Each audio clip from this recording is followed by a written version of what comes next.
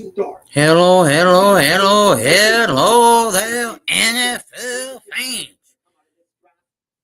Super Bowl 2.0 is here, called the NFL Draft, or AKA the College Super Bowl is here.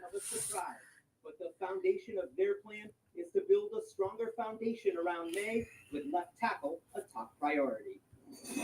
The Saints are in need of a future franchise quarterback, but don't expect for them to reach for one with the number 9 pick. Instead, watch for the Saints to begin building a fresh defensive front that will fit new coordinator Brandon Staley's 3-4 scheme and select the best interior lineman or edge player available. As for quarterback, they've got capital to maneuver if they want to add a late first-round pick or move up in the second round. The quarterbacks I'm hearing they're most interested in, Jackson Dart and Tyler Shuck.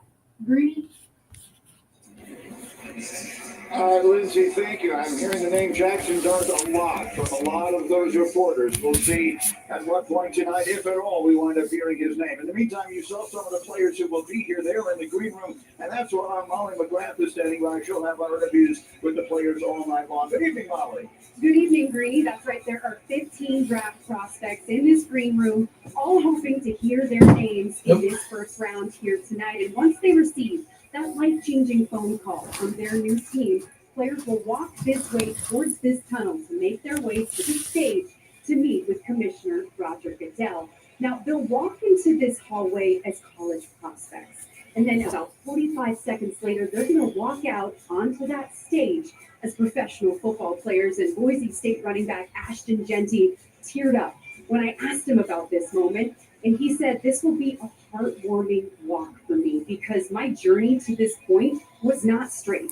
You know, growing up as a military kid, under-recruited, living overseas, but accomplishing my goals anyway." Penn State edge rusher Abdul Carter said that this is going to be a really emotional day for his family.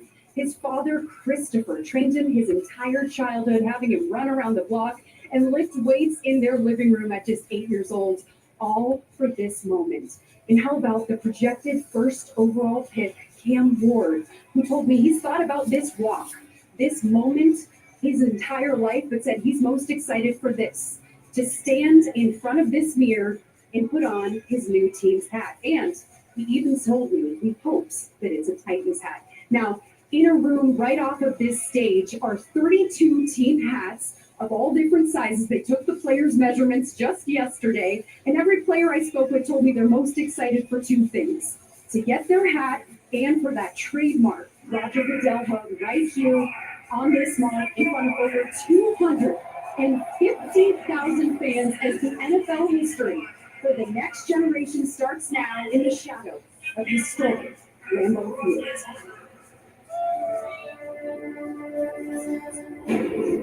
Green Bay.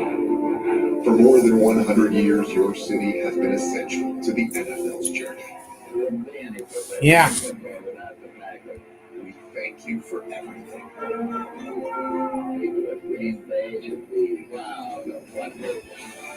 Go Pack Go!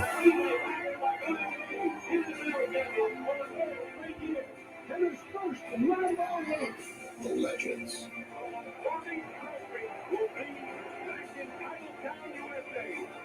And the traditions. This is one of the most special traditions in all of professional sport. We thank you for the ride.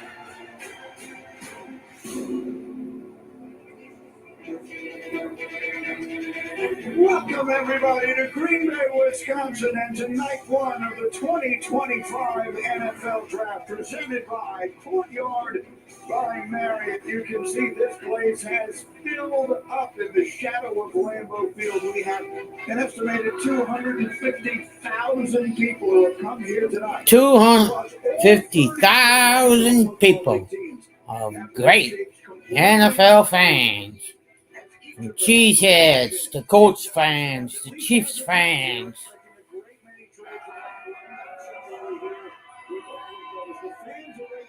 Go Pack Go! In the National Football League. Go Pack Go! Go Pack Go! Go, Pack, go. Go, Pack, go. Let's go, Packers. Let's go, Chiefs. In the National Football League draft, a remarkable rise for that player who made the right decision a year ago when he almost came out. There's Travis Hunter, the Heisman Trophy winner, a superstar on offense, a superstar on defense, the sort of prospect the National Football League has not seen in decades. Can he become the new superstar? Of course, his teammate, Shador Sanders, is not here tonight.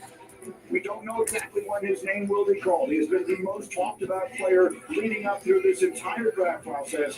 The quarterback at Colorado. Will we hear his name called tonight at all? That certainly will be one of the storylines as he and his legendary father watch round one of the NFL draft tonight. From Texas. And we bring you inside this draft theater. We are absolutely thrilled once again to bring you this magnificent event. It is our privilege to welcome you to Green Bay. The not quite frozen tundra tonight, although there's a little feels like football weather here in Green Bay, as it usually does. That's us on that stage.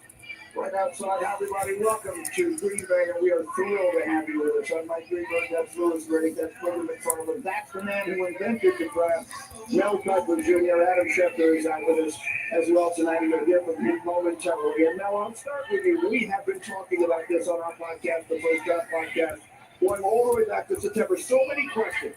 What is the one you are most looking forward to hearing the answer to in the next few hours tonight? Shador Sanders. He's really the talk of the trenches. He's my number one quarterback. He was outstanding for 2 years at Colorado without getting a lot of help. Couldn't run the football, couldn't protect them, that he was accurate, he was being held up from a durability standpoint. He did it from with NFL conditions around him. I love Shador. Perfect fit. Perfect fit is the New Orleans Saints at pick number 9. Because it's at 2 and 3, you're getting the best players in the draft. The Travis Hunter, Cleveland, maybe Abdul Carter, Giants. But at 9, the best player on the board, quarterback they need, division with the number 1 single price. Number 1 to go on base for Michael Penix Jr. In the dome, should order be ideal. Perfect for the New Orleans Saints. So many edge rushers. After Abdul Carter, who's going to be the next edge rusher off the board? I think the edge rushers dominate the draft tonight. The emergence of the conversation surrounding big play running back. That he personifies big play running back. Saquon Barkley, he's got conversation around running back. So again, where does Jackson go tonight? Maybe in the top 5. There's been a lot of speculation about that. Well, there is a unique tradition of riding bicycles in the city of Green Bay. Kids used to bring their bikes over and allow the players to ride them to training camp. A tradition that goes back about a half a century in Green Bay.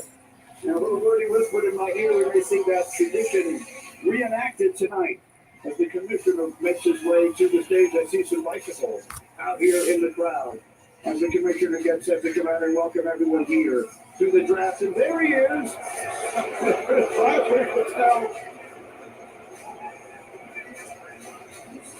It is a tradition unlike any other, if I may borrow the phrase from our friends at CBS. Roger Goodell riding his bicycle out onto the stage to the usual chorus of enthusiastic booing from all of the fans. And there are so many others, as you see, bringing out some of the Packer legends. And I need to recognize that photo in the back there. Packer super fan Will Wade is here on a bicycle.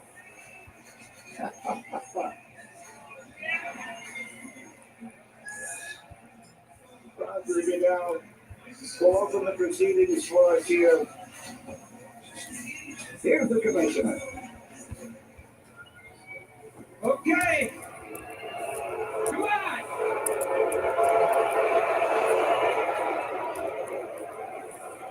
Okay, welcome to the 2025 NFL Draft in Green Bay, Wisconsin.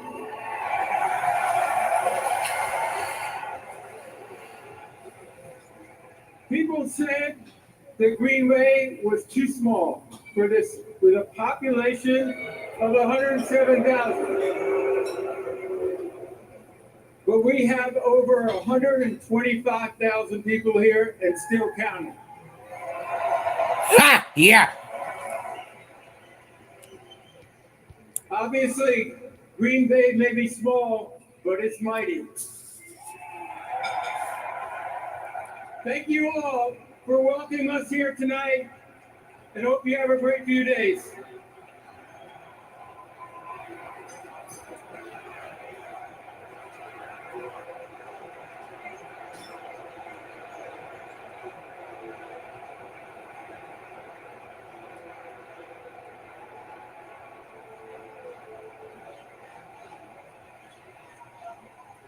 Over the next 3 days, we will welcome in the next generation of stars into the NFL and bring hope to every NFL team, and we may have a few surprises for you tonight.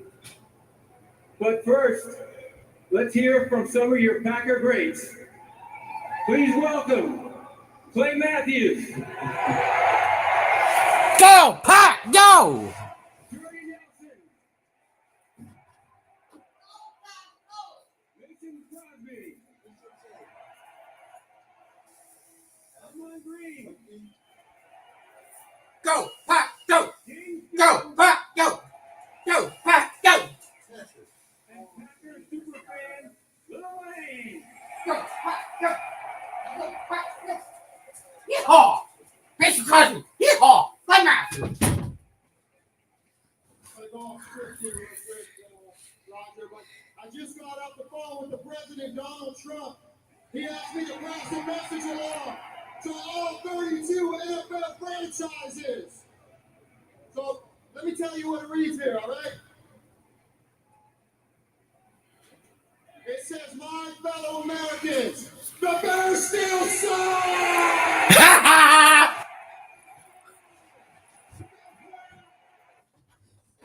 Hey, you gotta, I'm gonna rewind it. You gotta hear this. Water. I'm gonna go off script here real quick, Roger, but I just got off the phone with the President Donald Trump. He asked me to pass a message along to all 32 NFL franchises. So let me tell you what it reads here, all right? It says, my fellow Americans, the Bears still suck!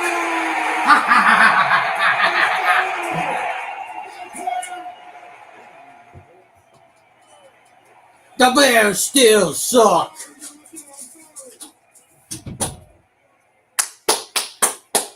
Yeah, the Bears still suck. Sorry, folks.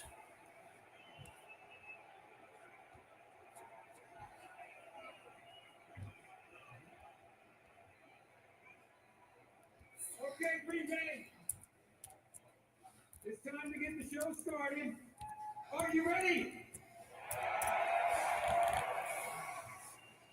The 2025 NFL Draft is now officially open.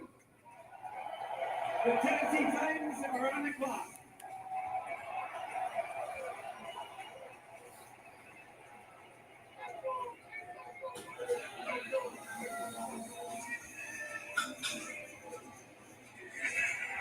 And so those are the words we've been waiting since February to hear. The draft is open, the Titans are on the clock, and here are some of the options that they have. Certainly the overwhelming expectation is that they will take Cam Ward, the quarterback out of Miami. But Travis Hunter is available and expected to hear his name called early tonight. The two-way superstar, Abdul Carter, the pass rusher extraordinaire out of Penn State, wearing the legendary number of Micah Parsons. Will he be that level of good on the next level? The two quarterbacks, Cam Ward, again, we expect him to go number one tonight. Is it the right decision? We'll talk about it. Shador Sanders, will he hear his name called tonight at all? That's one of the big questions we've been discussing for weeks on the talk shows leading up to this night. The man who has almost all of the answers, almost all of the time, is our Adam Schefter, and he's with us all evening long. Schefter, what does everyone need to know as we get underway? Well, thanks, Bree. The Cleveland Browns, New York Giants, and New Orleans Saints all inquired about the availability of Cam Ward to the Titans. All were denied, despite the fact that the New York Giants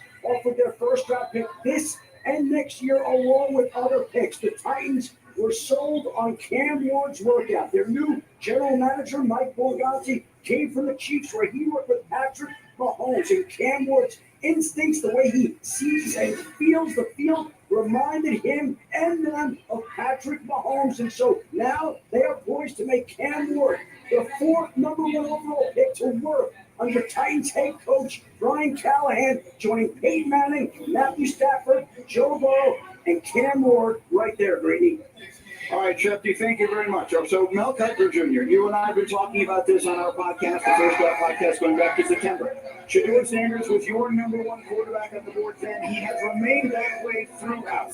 Do you believe the Titans are making the right call tonight, taking Cam Ward number one? Cam Ward, I get it. The arm talent is undeniable. I understand that. He can be creative. He can escape. He can do things that Shedeur can't do. But if Shedeur gets an offensive line in front of him, the exact same thing I said about Tom Brady. He came out as a sixth-round pick. After Giovanni Carmazzi from Mafra went in the third round because he was more athletic and more talented physically, athletically. That's all that happened there. And you look at Shedeur Sanders, everything you want an NFL quarterback to be, he has. Toughness in the pocket, unflappable, final 2 minutes of a game, with a precise, accurate passing, short, intermediate, deep. He does all that. He's sacked a lot, right? So he's got to get the ball out of tick faster. He didn't have any help. The offensive line, blown block after blown block.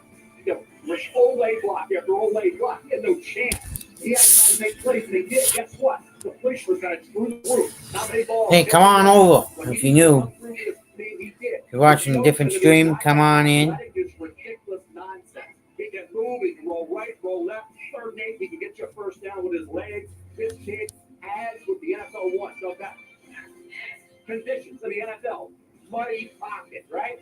Pressure all the time. No running game. His leading rusher over the 2 years of Colorado averaged 350 yards for the season. That's it.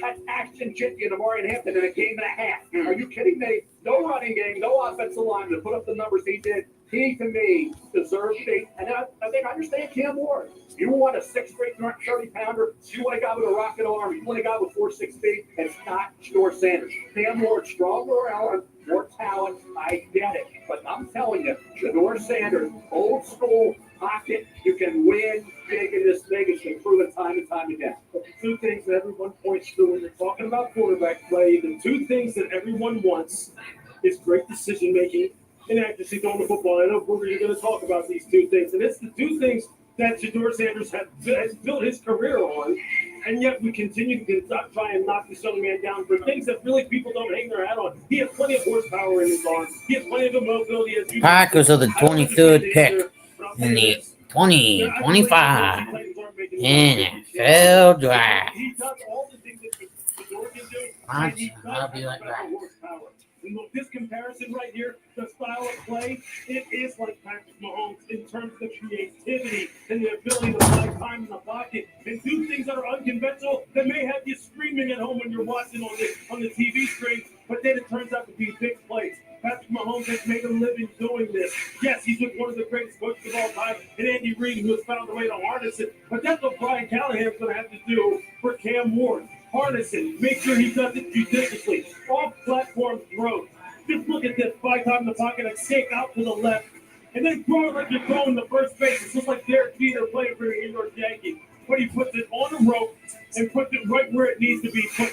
Patrick has done this time and time again in the NFL. Now, I understand. Patrick's done in the NFL. Cam Ward hasn't played a snap. This is just a comparison, and you'd be hard-pressed to tell me that you don't see the same thing that Mike Morganti saw, that we're showing on this screen, and this is why Cam Ward's the number 1 overall pick. All right, Booger, so settle the tie here. I've got 1 vote for Shedeur. I've got 1 vote for Cam Ward. If it was your team, who would you select?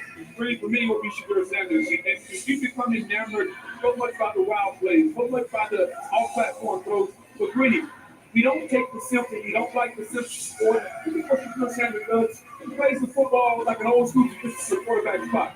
Stands back in the pocket and throws the football with accuracy. And it may not be the most special thing you've seen, but it's the prerequisite for completing the football with accuracy, the timing, great decision, poise. He does all the things that you need to do quarterback to do. All right, so the pick is in, and again, we expect it to be Cam Ward, though we've not been officially told that as of yet, and then perhaps the fireworks begin after that. So Cam Ward, a young man who began his career at the University of the Incarnate Word, spent 2 seasons there. Then went to Washington State. Then made the decision to come out into last year's draft, changed his mind, instead transferred to the U, and look at him now, perhaps about to hear his name called as the first pick of the 2025 National Football League draft. You heard Lewis make a comparison to Patrick Mahomes. That's what everyone in the NFL was looking for. A young man with that sort of talent, those sorts of traits. The Tennessee Titans need a quarterback badly. The commissioner, I'm told, is making his way to the stage to make the announcement of the first pick in the 2025 National Football League draft. There he is. We see him. Here comes the commissioner. The pick is in. Number 1.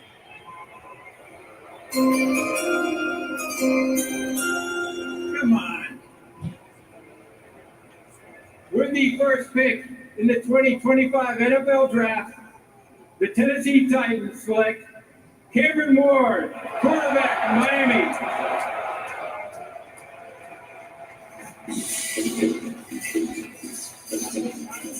As we said, he made the right call a year ago, going back to school, finished 4th in the Heisman voting in his one season at the U. Started 57 games in college, and I am being told as he makes his way to the stage, we will watch Cam Ward make his way to the stage, but I'm being told we have major breaking news. Adam Schefter, what do we have? All right, Sweeney, we have the first trade of round 1. The Cleveland Browns have traded out of the 2nd overall pick. They're moving back to number 5 to the Jacksonville Jaguars spot. In return, the Browns will get the number 5 overall pick, a 2nd round pick, number 36, a 4th round pick, number 126, and the 1st round pick of the Jaguars in 2026. The Jaguars in turn get the number 2 pick, a 4th round pick, and a 6th round pick. The Jaguars are on the clock. The youngest general manager in the NFL, James Gladstone, at the age of 34, new regime in Jacksonville, is taking a huge swing at the 2nd pick, and they are targeting Travis Hunter. All right, that is a remarkable development immediately here. And so as you see Cam Ward having his moment with the commissioner, this is something that we knew would happen. We did not know we would have a trade as early as number 2. Mel, Jacksonville giving up a lot to move up here. Is Travis Hunter, if indeed that is the player, is he worth all that they apparently are giving in return? Think about Jacksonville right now.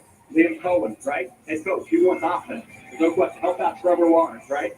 What can Travis Hunter do? He can bring you juice to an offense. He can be a playmaker. He can be a touchdown maker. They need help at corner. That's the need area for the Jaguars. He can be strategically worked in at quarterback late in the first half, late in games. He stays inside in the 4th quarter. Travis Hunter, the Jacksonville Jaguars, all that Trevor, all that quarterback spot, 2 for the price of 1. Travis Hunter is, in my opinion, the best player in this draft. I don't think it's, when you think about what he can do, I understand it's tough in the NFL to play both ways. It's going to be very difficult. He may not be able to do it more than a year or 2. But I think you can all. Jacksonville's now on the clock. The other side of the ball. He's going to be offense with Trevor, and then on defense, with the quarterback spot being the lead area, he'll figure it out. He has not had the benefit in college up until this point of being able to just focus on one position. So how can you be great at one spot when you're playing both ways? You're out there all the time. Yeah, he was. It's special for Jacksonville to give up what they did. It tells you they believe he was number 1 player in this draft. They needed him on both sides of the ball. And Greeny, we're talking about a uniform, something we've never seen before. And for them to give this up, they believe he's that. And for all this talk about can he play both sides in the NFL, think about this. The NFL game is slower. College football is a lot faster, and he did it in college football. So how come he couldn't do it in the NFL when the game is slower? There are fewer plays. We're going to major you on offense, and we'll let you play certain coverages on defense. I think he can do it. And if Jacksonville is indeed taking Travis Hunter, Liam Cohen, an offensive guy, you can best believe he's going to use him on offense to the fullest extent. Sure. Like, I don't think you want to play him 120 snaps a game. Yeah, I don't think that's what – I think it's going to be – something like 60-40, 75-25, something like that in terms of breaking it up. Look, Deion did tell me, Deion Sanders, when I went out to Colorado, that he would start him on the offensive side of the ball when they break out of their initial first team meeting with whatever team he goes to. He needs to learn the nuanced intricacies of that side of the football. He thinks he can step on the field immediately and contribute on defense. You'd be hard-pressed to find anybody up here to say anything different. So, look, Mel Mick put it perfect. You're getting 2 for 1 with this guy. You're getting 2 players in 1. Absolutely, you move up to get that kind of player. Well, let's make sure everyone can see exactly what it is that the Jaguars have given up here. It is a significant trade. Again, Shefty told us about an hour ago to expect quite a few explosive trades early, and we get it here. And look at all that Jacksonville is giving up here. The 5th pick this year, a 2nd and a 4th, and next year's 1st round pick. I'm curious to hear from you, Louis Reddick, as a team builder. Andrew Barry, the general manager of Cleveland, referred to Travis Hunter and compared him to Shohei Ohtani. Shohei Ohtani has revolutionized baseball as we know it. How do you feel about the Browns trading away the opportunity to select him here? Look, they received the Hall of Fame. I mean, look at that on your screen right there. You know, you have second and fourth round picks this year, a first round pick next year. I mean, that's big time. And he needs to now maximize all those extra picks. But Jacksonville, man, they may be getting special players. Back to Shefty. Here's what we got, Brady. These two sides have been working on this trade for 2 weeks, and it changes the shape of this draft and Cleveland's approach to quarterback because the Browns now have 2 second-round picks at the top of this draft, and they also have 2 ones next year in what's expected to be a more quarterback-rich draft. So they can opt for quarterback here tonight or tomorrow, or opt for 2026, but they have options. And the Jacksonville Jaguars instead have what they believe will be the best player in the draft. They're moving up to get that type of player. A huge swing from both teams, but both sides believe it's worth it. So there's Travis Hunter there awaiting the call that we will expect to be hearing momentarily here from Jacksonville. What are your thoughts on Travis Hunter now, who would appear headed to Jacksonville after all this time? We assumed he'd be going to Cleveland. Oh, Brittany, I love it. I think he's the best weapon in the draft. He's a unicorn, something that we have not seen.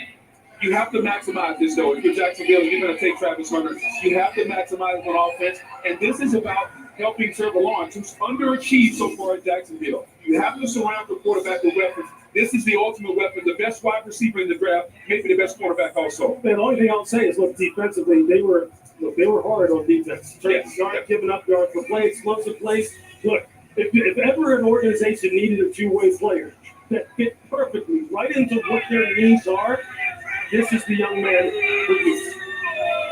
This is the new National Football League. This is a league where we did not used to see this sort of wheeling and dealing. This is becoming much more commonplace. Young general managers in place, as was pointed out by Adam Schefter moments ago, and one of the youngest and the newest in the NFL making a dramatic move here. The pick is in. The Jaguars expected to make it here any moment here. We'll hear from Roger Goodell on what direction it is they've chosen to go. Huge trade being made immediately, and the commissioner making his way to announce the trade to this crowd and the second pick in this year's draft. While we are here tonight to celebrate the 32 young men entering the NFL, I'm honored to take a moment to recognize a player who's made a profound impact on and off the field.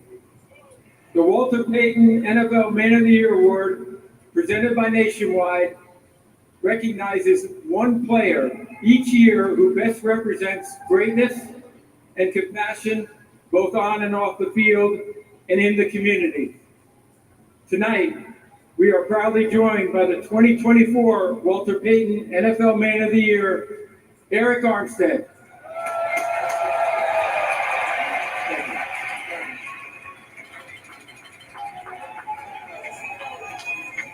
First off, I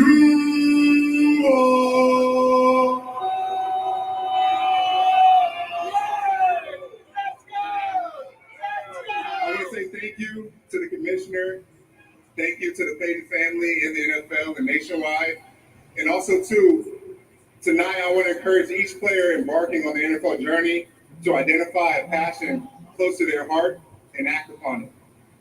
Use your platform to make your community, the league, and this world a better place.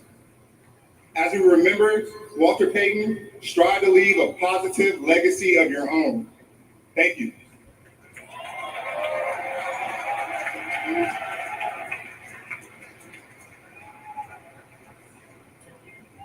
We have a trade. The Cleveland Browns have traded the second pick to the Jacksonville Jaguars. And with the second pick in the 2025 NFL Draft, the Jacksonville Jaguars select Travis Hunter, wide receiver, defensive back from Colorado.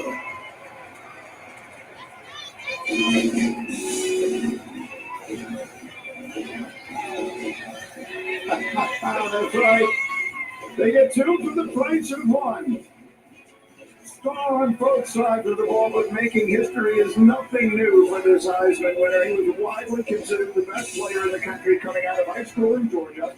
Chose to play for Coach Prime at Jackson State, making him the first five-star recruit ever to play at an HBCU. And then last year at Colorado, He became the first player ever to win the Molotov Award as the nation's top receiver and the McNamara Award as the best defensive player in the country. And now he is the second pick in the National Football League draft. Mel headed to Jacksonville. With Ryan Thomas Jr. and Quentin Strange, former second-round pick out of Penn State, and Liam Cole and Trevor Lawrence seem to really like. Now you got a guy like Travis Hunter on the offensive side of the ball, when he was dynamic in Colorado. Look at the ball skills. How about the football IQ? How about the work ethic? How about how these players on the field, guys, during a game when he's out there playing on both sides, he's got every play. He's worried about how many players on the field. That's the underrated part of Travis Hunter, his passion for the game, his knowledge of the game, that football IQ.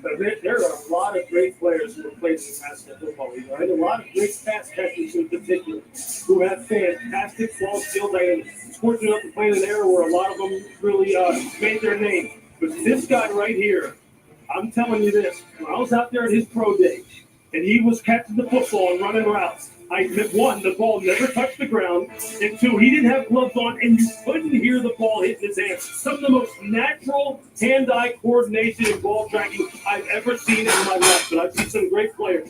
This guy truly is. Come on in if you're watching that picture. He's different now. He's different, and that's why Jacksonville guys went ahead and did what they did. But they said, look, he's too good to pass up.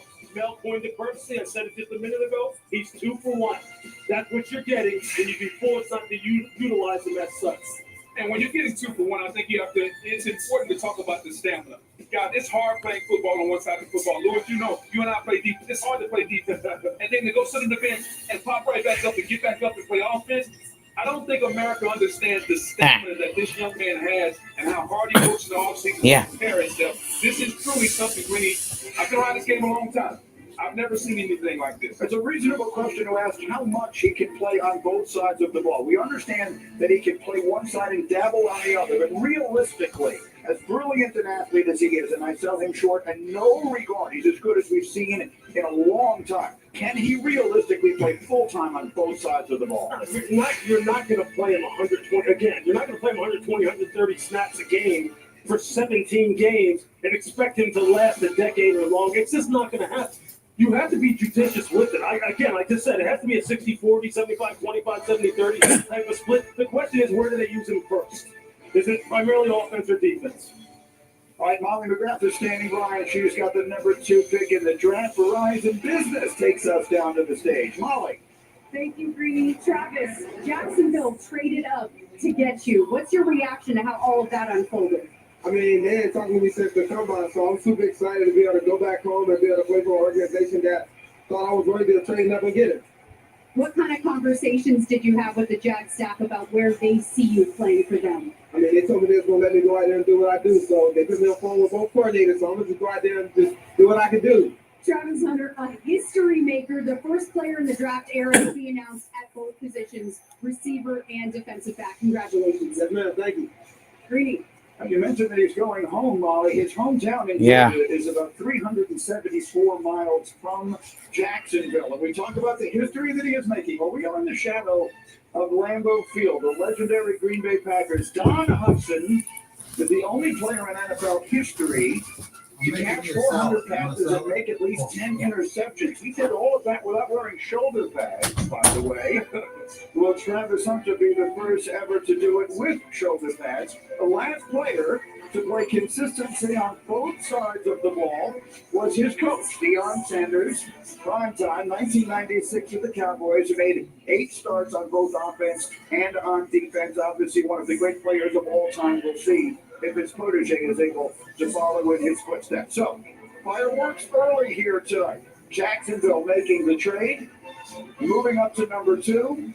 I'm told the pick is in now at number 3. So the New York Giants have been waiting all season long to see what direction this team would go. For so long, we expected to go in the direction of quarterback, and then that conversation seemed to have ceased. Perhaps they'll target a quarterback later in the night. There's the Giants draft room. John Mallett looking for results quickly here after a very disappointing season. The commissioner is making his way to the stage after Cam Ward went number 1 and Travis Hunter went number 2. It's time to find out who's going number 3.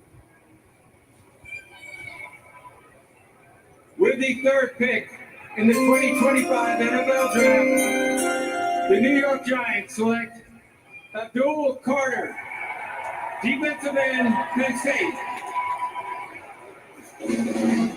The Rattle goes as expected. Unanimous All-American Big Ten Defensive Player of the Year. 23.5 tackles for loss by a wide margin, the most in the country. Finished with 23 sacks in 3 years in State College. And Mel was all over the field in that semifinal loss to Notre Dame, which proved to be his final game as a You think about Abdul Carter, you think about what he was as an all-ball linebacker for 2 years. He had 17 tackles for loss and 11 sacks over a 2-year period. They unleash him off the edge this past year. He goes to 24 tackles for loss. Done that more than over a 2-year period. 24, 12 sacks as opposed to 11 over a 2-year period. Double the number. So the bottom line is, when you put him off the edge, you can play him off ball, you can seal the edge, play the run, plays in with passion. They drop him in the coverage. Did a really good job there. The bend, the wide variety of moves that this young man has.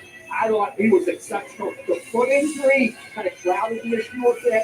Surgery, no surgery. That's what maybe was pushing that thing, but it did not. The New York Giants had 2 edge rushers. Kayvon Thibodeau, Brian Burns. Will they play him off ball? Will he be in that rotation with those guys? Bottom line is, you get a guy off the edge this year when he was finally quick to Parsons. We saw what he could do when he was unleashed. And just like Parsons, this kid resembles that type of player. That's Abdul Carter. And when you think about what a team in their division in Philadelphia did with that defensive line and the way they dominated Kansas City in the Super Bowl and the way they were so stacked with the defensive line, it's no wonder New York sees the same thing with Carter and Burns and Dexter Lawrence and Miller. They can absolutely dominate you and go from inside. And so I think he's the best edge guy in the draft. The elite first step quickness, the ability to bend, the ability to turn the corner. His first step is the best I've seen in a long time. Yeah, like Von Miller says it all the time, right? Look, you know this. He puts some of the best pass rushers of all time down there in Tampa with guys like Simeon Wright. This guy can get off the rock. And here's the thing that impresses me the most about it. He flat out plays hard. When you talk about competitive character, for 60 minutes, this dude is hunting the quarterback. He asked the Penn State coaches prior to the 24th season to put him at defensive end. He asked for the switch. They were wondering how he was going to handle when they put him in a 6 technique, right? Head up over the tight end. When tackles started coming down on him and double teaming him, whether or not he was going to be able to withstand it and come back again and again and again. He continues to get better at it. But I'll tell you this, when it's third down, he's got speed to power. He's got high side speed. He's got an inside spin. He's got it all. Incredible, incredible play. He wears the same uniform number that Micah Parsons did. Will he follow in those footsteps as far as effectiveness in the NFL? Verizon Business takes us down to Molly, who is standing by with the 3rd pick of the draft. Molly. Thank you, Greeny. Abdul, your dad trained you your entire childhood. What was that moment like after your name was called with your dad and the rest of your family? Yeah, it was surreal. I wouldn't be here without him. I'm just blessed. Thankful for my family. Thankful for everybody. Let me get to this moment. I can't wait to celebrate this moment with my family. You grew up in Philly. You grew up an Eagles fan. How are you going to bring the Giants back to dominance in the NFC East? Yeah, I'm all New York. New York getting everything from me. All the passion that I have, all the love that I have, all the excitement. On third down and get loud. I'm going to get that big play, make my best pass rush, make that big explosive play. All right, congratulations, Abdul. Thank you. Great. Hi, Molly. Thank you. Abdul Carter is the 3rd defensive player selected in the top 3 overall by the Giants in the common draft era. The others, Lawrence Taylor and Carl Banks. So Travis Hunter is off the board. How about his college teammate, Shedeur Sanders, waiting to hear his name called as round 1 of the NFL draft continues from Green Bay on ESPN.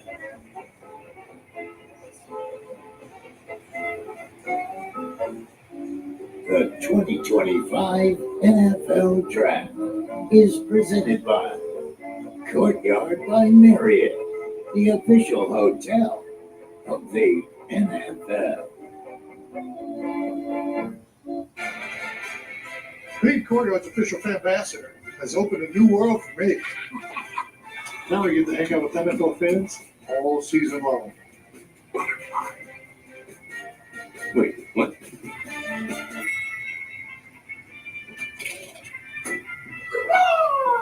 Yeah.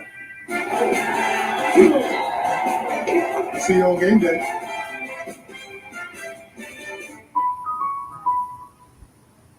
Today, my boy becomes one of us.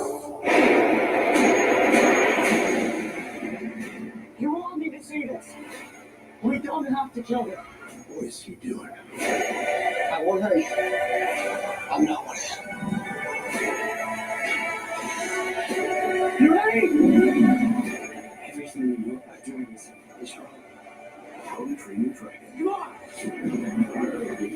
In theaters June 13th. What's better than a limited time deal? An unlimited time deal. That's why the $5 biggie bag with a junior bacon cheeseburger is available all the time. Because the best time for fresh, never frozen beef and Applewood smoked bacon is all the time. Duh. For the best deal of all the time, gotta be Wendy's. Lowe's knows it's easier to make the right calls when you have the right team. McCaffrey with a tough call. You can't go wrong. This is a big call, Christian. Big call, biggest call of your life. Wood or tile finish? Which one you gonna do? This could make or break the whole kitchen. Call a timeout, Christian. London Sky. You sure? You sure? Get the man some London Sky. And a decisive win with the Lowe's app. In-store, online, our Lowe's team has you covered. The heated up, the hurricanes. They were completed.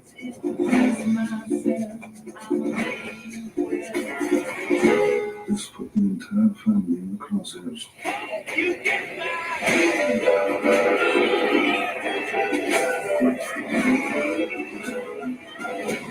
It's the New World Order. Mobland, new series now streaming on Paramount Plus. Hey, you know you're not actually allowed to drink in a beer commercial?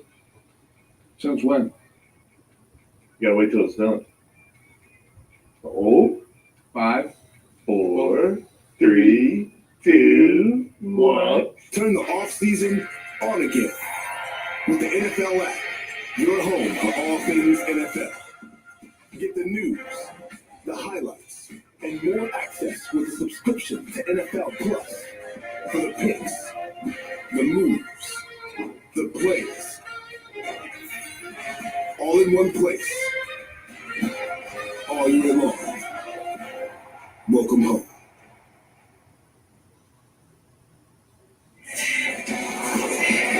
Welcome back to Green Bay. Time now for a draft moment powered by Shopify. Let's look at what's happened so far tonight. Top 3 picks of this year's NFL draft. Number 1 went exactly as we expected. Cam Ward, drafted by Tennessee. Number 2, all heck broke loose immediately. Jacksonville trading up from number 5 to number 2 with the Browns and taking Travis Hunter, the sensational two-way star out of Colorado. Number 3, the New York Giants.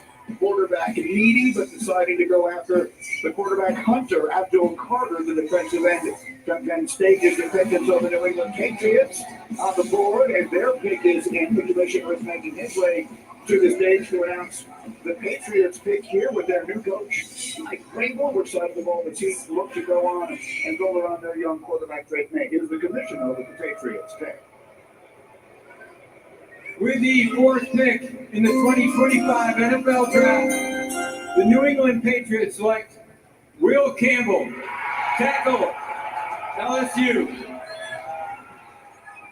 Here's a young man who has been in school for a long time. Came out of Monroe, Louisiana, as the highest-rated offensive lineman that state had produced in 7 years.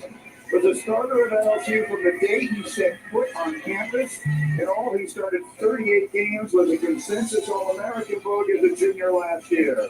Greeny, I've known him since he was 18 years old. He's always been a left tackle. He was the left tackle at LSU, and he'll play left tackle in the NFL. I know there are concerns and questions about the arm length. He had that same arm length in the SEC where he lined up against the competitors week in and week out. You're talking about a guy who's a natural fender, elite athleticism. He has the balance to recover. If you beat him on the outside, he will turn and come back on the inside. His recovery is some of the best that you'll see at the left tackle position.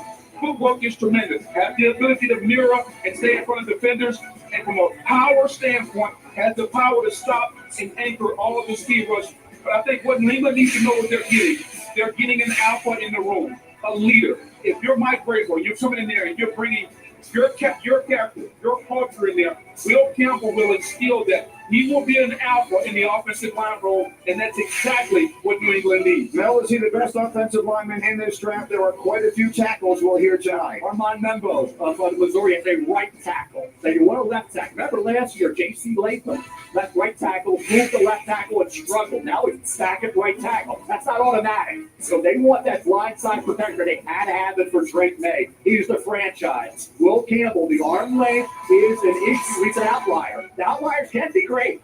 There's no question. Will Campbell's run blocking is phenomenal. Pass protection over Drake May. Will get the ball out. He'll protect him a little bit as well in that regard. I'm keeping an eye on a couple of things here now as the draft unfolds. The Giants, right? Giants have out no farther. They have a quarterback room right now of Wilson, Winston, and DeVito. That's a little last month. Down strains the law firm, quarterback room a little iffy, right? What do they do at quarterback moving forward? With Shador maybe dropping, we'll see where he goes. What does Cleveland do?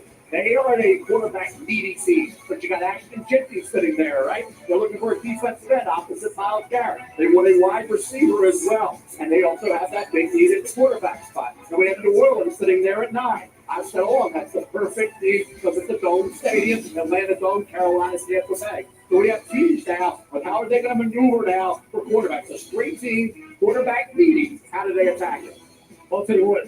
I don't know what they're going to do, but I can tell you what right now Mike Vrabel's doing, and he's walking around in that draft room shaking hands. So I'll tell you this, they have gone to work creating this offseason and trying to make sure Drake May is taken care of. Because they get Morgan Moses to plug him in like that with Garrett Bradbury. Going to play center now, and now you got Will Campbell, who on that highlight right there, we didn't mention some of the things that he was doing on that highlight, but we talk about his arm like being sub 33, but he's got hands like cinder blocks. And when you're talking, he uses those hands as well as anybody in this draft. Look, I think methodically, New England is addressing all the things in all offseason we said they need to address. Will Campbell will be a decades-long left tackle bookend for them. This is a no-brainer pick in my estimation. It was the expected pick. So the players that have been drafted thus far, for those of you who have not followed the process over the last few months, they've been the players that we were expecting to hear call tonight. Obviously, the huge shocker was Jacksonville trading up to number 2, and so the Browns are out on the clock. They will make the next selection having traded back at number 5. In the meantime, Verizon Business brings us back down to the stage, and Molly is there with Will Campbell. Molly. Well, you're just the second ever LSU O-lineman to be picked in the first round. I can see that you're emotional here. How meaningful is it for you to represent this program in the state of Louisiana? It means everything. They did so much for me and my family, and for me to be able to represent them the right way, I'll never be able to repay them for what they did for me.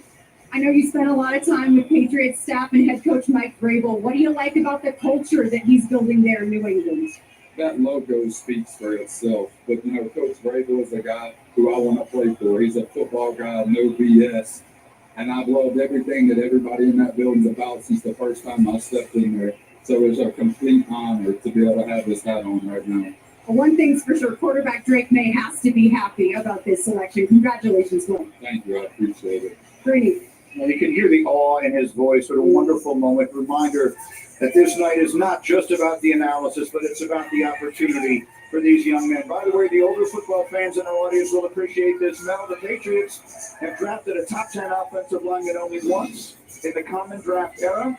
It was John Hanna, who was 4th overall in 1973, and may very well be the greatest guard that ever played. No doubt about it. They're hoping that obviously with Will Campbell, you think about what he can be.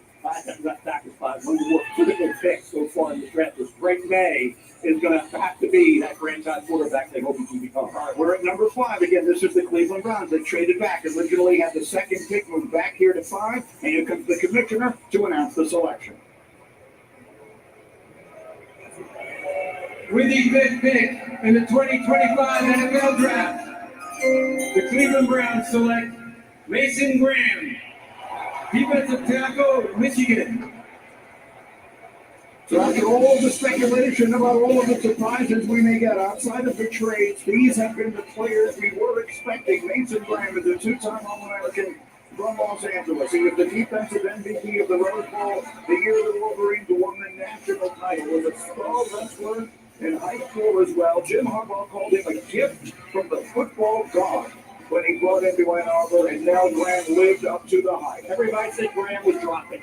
And there was even Walter Nolan could maybe go ahead of the defensive tackle out of Ole Miss. But Mason Graham, 3rd on my big board. Cleveland made that deal, kind of threw it out of whack a little bit. Goes up a curveball with Mason Graham. Not only that one's great, but the fact they have other key areas. The defensive tackle is one of those. Mason Graham, heavyweight wrestling champion. And you can see that in terms of leverage. Low man wing to the NFL. The versatility, the violent, active hand, the reactability, diagnostic ability. Stats were not off the chart, but if you watch them, he was disruptive, folks. He made an impact game in and game out. Consistency, the ability, I think, to impact the football game where quarterback pays the most up the gut.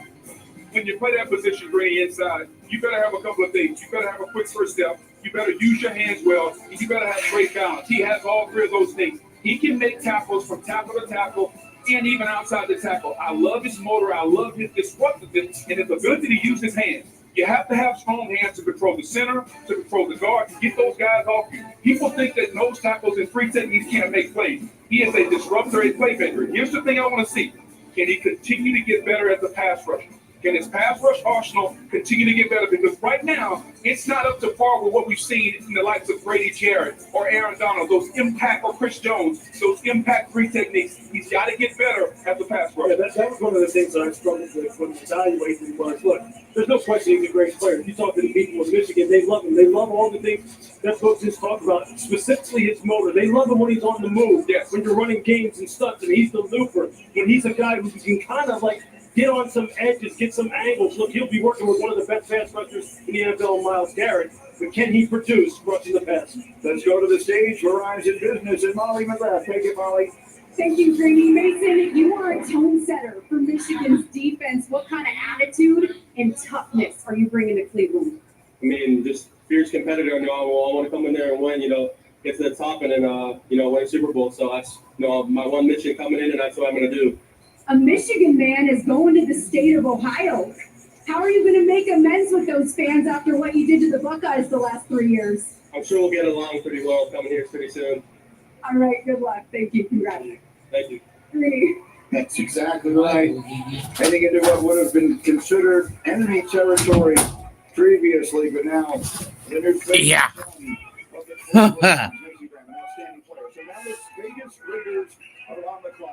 Now the Vegas Raiders are on the clock. Okay, one. Quarterback. Cornerback. Edge. Offensive tackle. And then defensive tackle. Gino great, right? Yeah. Quarterback in this league. He still has probably 3 years left where he can play at a very solid level. So for Geno Smith to help him out, what does Pete Carroll want to do? Run the football. Yeah. Sean Lynch. They drafted Rashad, and they didn't work out. They still took him in round 1. You look at a guy like Ashton Gentry, what he can be with this football team. I think 4th overall, won the big four. My philosophy is not my ranking. On value and ability, he's the 4th best player in this draft. He deserves to be a pick this high based on that. I think the Raiders would look at running back Ashton Gentry over Armand Membo, the offensive tackle from the third. Yeah, look, this is a football team that didn't have a rush to go over 500 yards last year. You just can't have that in the NFL. So you would think that Pete Carroll, considering where he came from, what his philosophy is, he'd be sitting there going, how do we not take the guy? Yeah.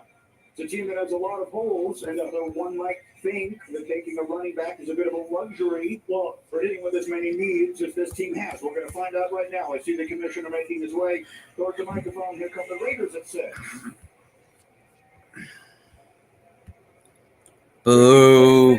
In the 2025 NFL Draft, the Las Vegas Raiders select Ashton Gentry, running back. Ashton Gentry, running back. Boise State. 2,600 rushing yards, 29 touchdowns. Unanimous All-American, won the Maxwell Award, the Doak Lumber Award, and finished runner-up for the Heisman. Fascinating life story. His dad was a naval officer, so he played his first year of high school football in Naples, Italy, and was a quarterback. Ultimately wound up in Frisco, Texas, then to Boise for college, and now he is a Las Vegas Raider. Spectacular all-around running back. He Yeah. was a Uh-huh. where he had 30-plus carries in 2023. This past year, he had 8 games of 30 or more carries. He can be that workhorse running back. 4 Geno Smith. Thanks for that Raider offense. Show that contact balance, game-breaking ability, explosive, right? How about catching the football? He has 43 catches in 2023. Now, 750 career carries, it's a lot, right? Also, he's a little loose with the football. High and tight, right? He's got to learn that. 5 fumbles in 2023, 3 fumbles in 2024. That's 8 fumbles over the last couple of years. Penn State game, he had a fumble loss. Also had another fumble in that game. So in terms of a guy who can impact the game, running, catching, and guess what? He'll block. Is that last line of protection for Geno Smith. Action Jeffy will get the job done. He gets by those blockers. Defensive players can't even locate him. And then he's gone with the contact balance and the game-breaking speed. Hey, I'm against running back to the first round with ability. But he's that fourth best player in the draft. And Pete Carroll wants to run the ball and take some of that pressure off of Geno Smith. I love it. You finally come around to the running back after all these years. I'll meet you halfway. I love it. Bring it. It's a few things as a running back you have to have in the football league. Can you make a guy miss in a hole? You can do that. From a contact balance standpoint, when you get a hit, can you absorb the first hit and then continue on? He can do that. And then the third thing, can you take it to the house? He does all 3 of those things well. That's why he'll be successful in NFL running back. Greeny, I had the privilege of seeing this young man up close and personal at the Fiesta Bowl this year. And I said, when we were preparing for that game, this is Emmitt Smith. This is Emmitt Smith with home run breakaway speed. The vision and the elusiveness. He's built like a bodybuilder, like a power lifter, but he's got the jump cut ability to get that ball out on the perimeter. And then you just see the lower body power as he's weaving his way through traffic with like that next level vision. He's going to rip off plus 20, 30, 40-yard runs with it on the regular. Emmitt Smith, he did this on the regular at the NFL level. What was Emmitt's superpower? It was the vision, it was the lower body balance, the ability to see things that other people simply couldn't see. And he didn't have the kind of speed, the kind of breakaway speed that Ashton Jeanty has. And when you talk about contact balance at first and the ability to get yardage after initial contact, nobody does it better than this guy. Nobody. And then look at him turn on the jets. It's easy. It's easy, smooth acceleration. And I'm telling you, when you get up on him close, you will think, how does this guy have that kind of stride like to be able to run like that? Emmitt Smith, same way. If you didn't get a good hit on him, if you didn't wrap him up, he was going to the house on you. Now here on this run in particular, he's able to take it the distance. Hey, look, I don't think this is a wild comparison by any means. This is a great player to take the trade at this time. It's as good a comparison as you could ever possibly ask for Verizon Business. Back to the stage, Molly. Thanks, Greeny. Ashton, you told me that at 10 years old, you knew you were born to play this game. Standing up here now, an NFL running back, top 6 pick. What would you say to your 10-year-old self? Man, just continue to trust in God and your abilities and stay disciplined. All your goals and dreams are accomplishable. Raiders' new head coach Pete Carroll loves to build a team around running the football. He used to coach one of your favorites in Marshawn Lynch. How will you bring beast mode to Vegas? Yeah, I think just that same energy, that attitude he comes with, that nobody can tackle him on the football field. Great, congratulations. The highest selection ever for a Boise State player. Thank you so much. Greeny. Molly, the Raiders averaged 3.6 yards per rush last year, last in the NFL. Look at the celebration. Lone Star High School, Texas. Congratulations. You have produced a first-round pick in the NFL draft. We'll be right back. Yeah.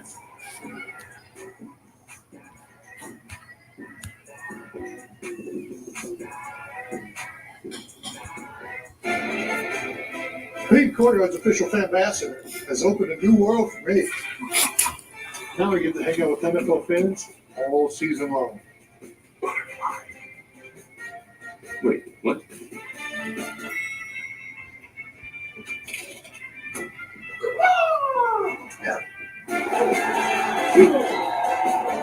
See you on game day.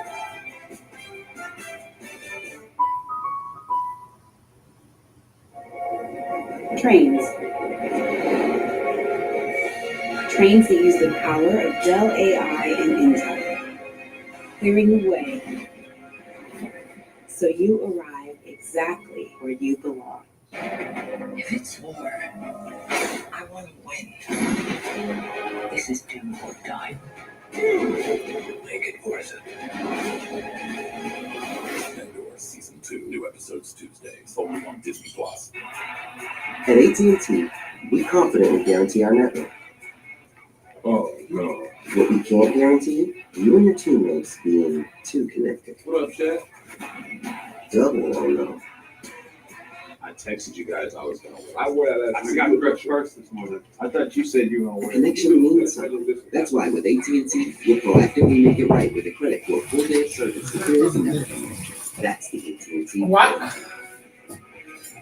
Ego, #1 rated brand in cordless outdoor power. Experience our most powerful blower that exceeds the power of gas. The industry's most powerful cordless pressure washer and a straight trimmer so smart it loads the line with the push of a button. Find an Ego retailer near you.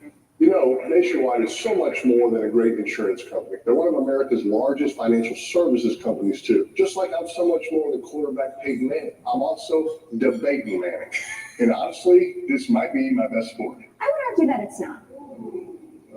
I think it might be. No, it's not. Is two. It's not. Is two. It's not. Is 2 times infinity, no takebacks. You can't do no take back. That's debatable. For your insurance and financial needs, Nationwide is on your side.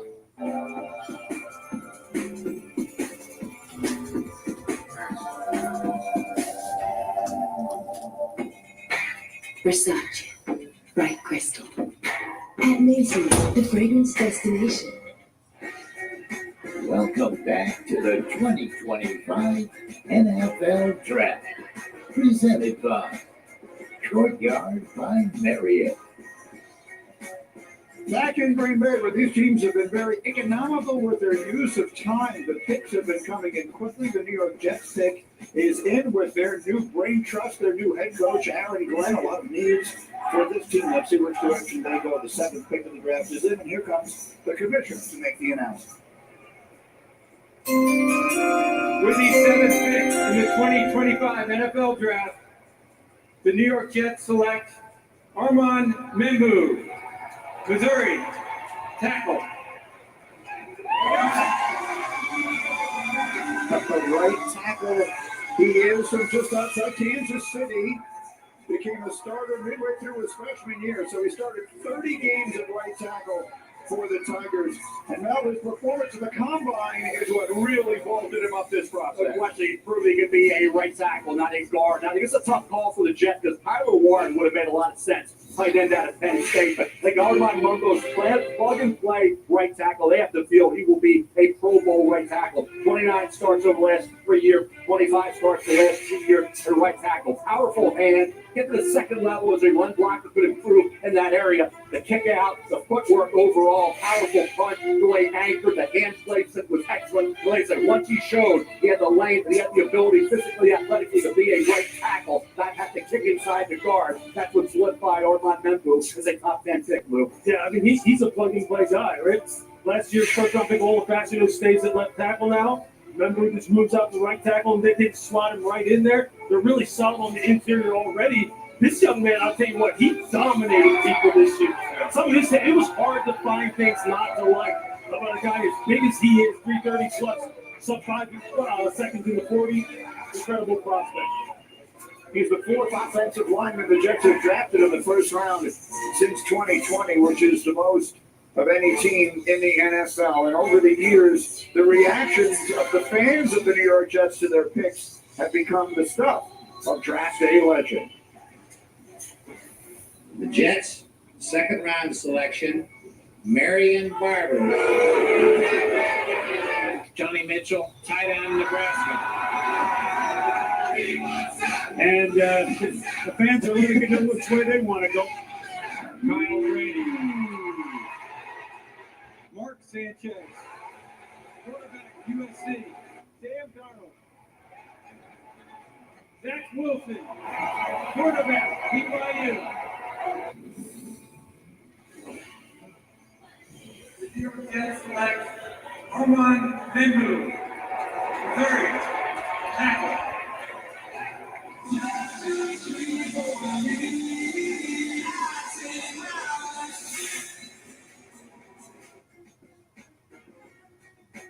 This baby hits 88 miles per hour. You're gonna see some serious. Guess who's back? Check me out.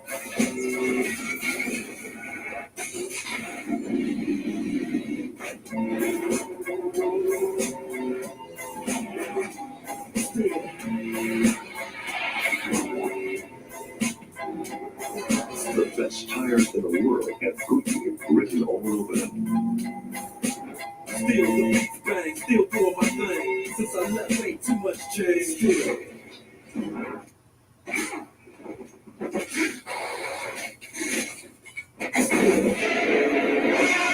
And even when I was close to defeat, I rose to my feet.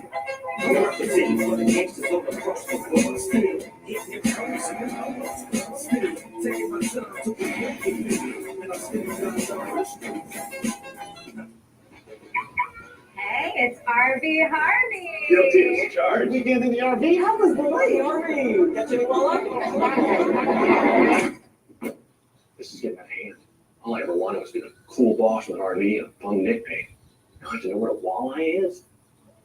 Hey, all that matters is that you bundled your RV and boat with your home and auto insurance. And got great savings in coverage. Sounds like an expert outdoorsman to me. I kind of overdid it with the decor, didn't I? Way overboard. You've earned this, so hold it up high. You don't just give an extra hand, you give your whole heart, because it feels good to raise up the community that raised you. You are a fighter, and this is your reward. Medella, the mark of a fighter.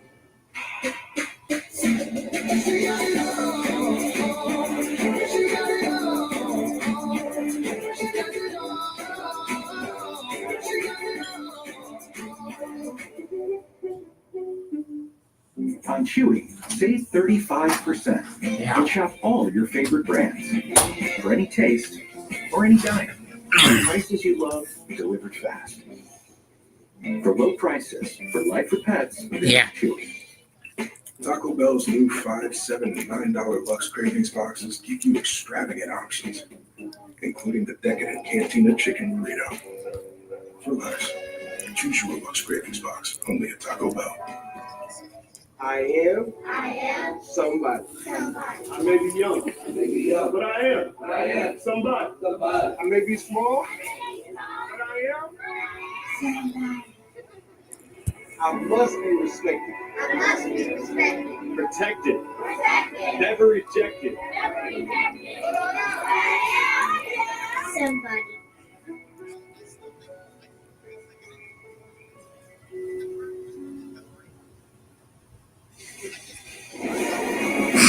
Back in Green Bay, Melbourne looking for best available players. Brought to you by Courtyard by Marriott. Not yet had any major restraining in terms of the first 7 picks in this draft. Who's still available? Shador Sanders, quarterback, I think ideal for New Orleans. Tyler Warren, the Jets passed on Brock Bauer. Now they pass on Tyler Warren. They take Armand Memphis. The Warren is still available. It's the Bears coming up. Jalen Walker, edge and off-ball versus that is Georgia linebacker. Will Johnson, a little banged up. He goes through the process 100%, so he dropped a little bit, but heck of a player. 9 career receptions, 3 career picks, 12 for Will Johnson. If you're just joining us, most of the picks that we've had tonight have been the players we expected to be drafted. There was the one major change, which was the draft trade up early in the trade. The Jacksonville Jaguars moving up to number 2 with the Browns. The 8th pick is in the Carolina Panthers, and here's the commissioner.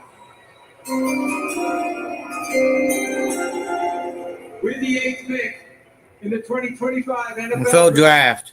the Carolina Panthers select Teteroa McMillan, wide receiver, Arizona. So that one isn't what we expected. Outstanding player. They call him T-Mac. He was born in Hawaii. Yeah. Went to Arizona as the highest rated recruit in the history of that school. Now, his last 2 seasons, he had 174 catches for over 20. I'll be back for a post-game recap for a different website for the 2025 NFL Draft. If you're listening to this, come check out the YouTube channel of fans of the Green Bay Packers and the Shady Lane Homes LLC YouTube channel as well. Not being able to get great separation is the reason why I thought his spot dropped a bit. We've all talked about he loves volleyball, right? Okay, hey, you got to be an athlete to play volleyball. He loves the sport. Yeah. You got to love it to be able to compete against the great corners in the NFL. His production over a 3-year period was consistent. Noah Fafita came on at quarterback, really upped his cause with 84 catches this past year. Speaks volume, the kind of ability he had. 8 went for touchdowns. The catch radius, the length, the contested situation, still his NFL guys, will there be enough separation? Can he get it done move against NFL quarterbacks like he did in college? And I love this pick for Bryce Young because you give him a bigger body to throw the football. Currently, he was throwing Xavier Legette and Adam Thielen. So now you're giving him a bigger body, bigger catch radius. He doesn't have to be as accurate. But when you talk about the contested catches on the college level, if you can't get open in college, how are you going to get open in the NFL? Like, that's my biggest concern for him. I get the body control. I get how pretty it looks. I get the contested catches. But can he get open in the NFL? Drake London is a fair comparison. He didn't take off in the NFL in Atlanta until they moved him inside in the slot and allowed him to get some free releases. So will they have to move T-Mac inside, or can he get open on the outside? Well, which is where he played plenty at Arizona. He played in the slot quite often in Arizona. And Ted Fish, who coached him down there before he left to go to Washington, did some really nice things with him as far as getting him on linebacker, getting him on safety, where he could use some of that subtle movement in the way to get open. And his catch radius is something Bryce Yeah. going to absolutely need. And you're right. If you see him here hugging with Miss, all these guys, you can just see the relief that they have when they come up here. But Ted's going to have a good career in Carolina. He just needs to make sure he takes care of business. A very nice moment there as he placed the lay on the commissioner there. General McMillan was a very proud winner of the Polynesian Player of the Year awards, both in high school and in college. So that's a lovely moment there. By the way, he was a high school teammate of Mason Graham, who was drafted earlier tonight. And our teammate, Teddy Bruschi, is celebrating as Teteroa McMillan is the first Arizona wide receiver ever selected in the first round of the NFL draft. So an interesting move here by a Carolina team. This was the first thing we've seen that had not been forecast pretty much anywhere that I've looked. Well, because we thought Carolina was going to go defense. But I get the fact, Brady, they're trying to help the young quarterback. That seems to be the new thing. Do you fortify the defense and keep the points down, or do you try to evaluate the young quarterback by getting him some weapons? I like the move. Bryce Young came on at the end of last season. We started to see promise. And so if you're Carolina, why not help the young quarterback to see if you can continue this climb that he's made toward the end of last season? Taking the wide receiver is perhaps not the big surprise. Which receiver it was might be a bit of a surprise to some. In the meantime, Verizon Business brings us back to the stage, and Molly is with Teteroa McMillan. Molly. Teteroa, I know that you're wearing a lei that your grandmother made, and there is a rich history of Hawaiian-born players in the NFL. How special is it to join that brotherhood? Two words. No comment. No AKA. No comprehendo. Sure, at the end of the day, I'm trying to put on for the qualities of culture and, make everybody proud. You were a big play receiver in college. What kind of impact can you make on this Panthers offense right away?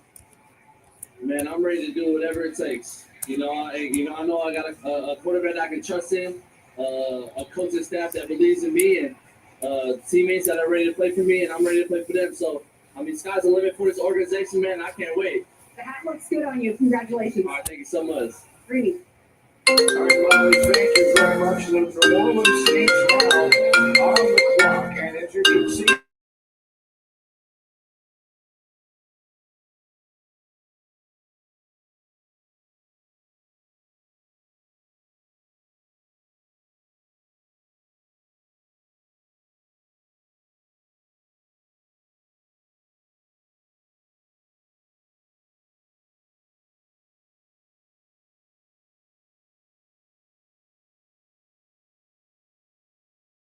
he did because the shoulder, right? All right. He ends up I'm back. with the Super Bowl, right? You think about where we are right now with Shedeur Sanders in this pick.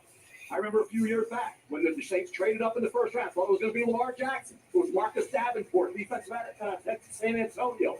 The division, the two former number one pick overall, Baker and Bryce, in addition to Michael Penix Jr. I'm the Saints. I'm taking Shedeur Sanders. Let's find out if that's what they've done. Here's the division of 2.5 to take for the Orleans. With the ninth pick in the 2025 NFL Draft, the New Orleans Saints select Kelvin Banks Jr. Kelvin Banks Jr. Kelvin Banks Jr. is one of the most decorated linemen in Texas history. He was a unanimous All-American as a junior last year. He won the Outland Trophy. He won the Lombardi Award.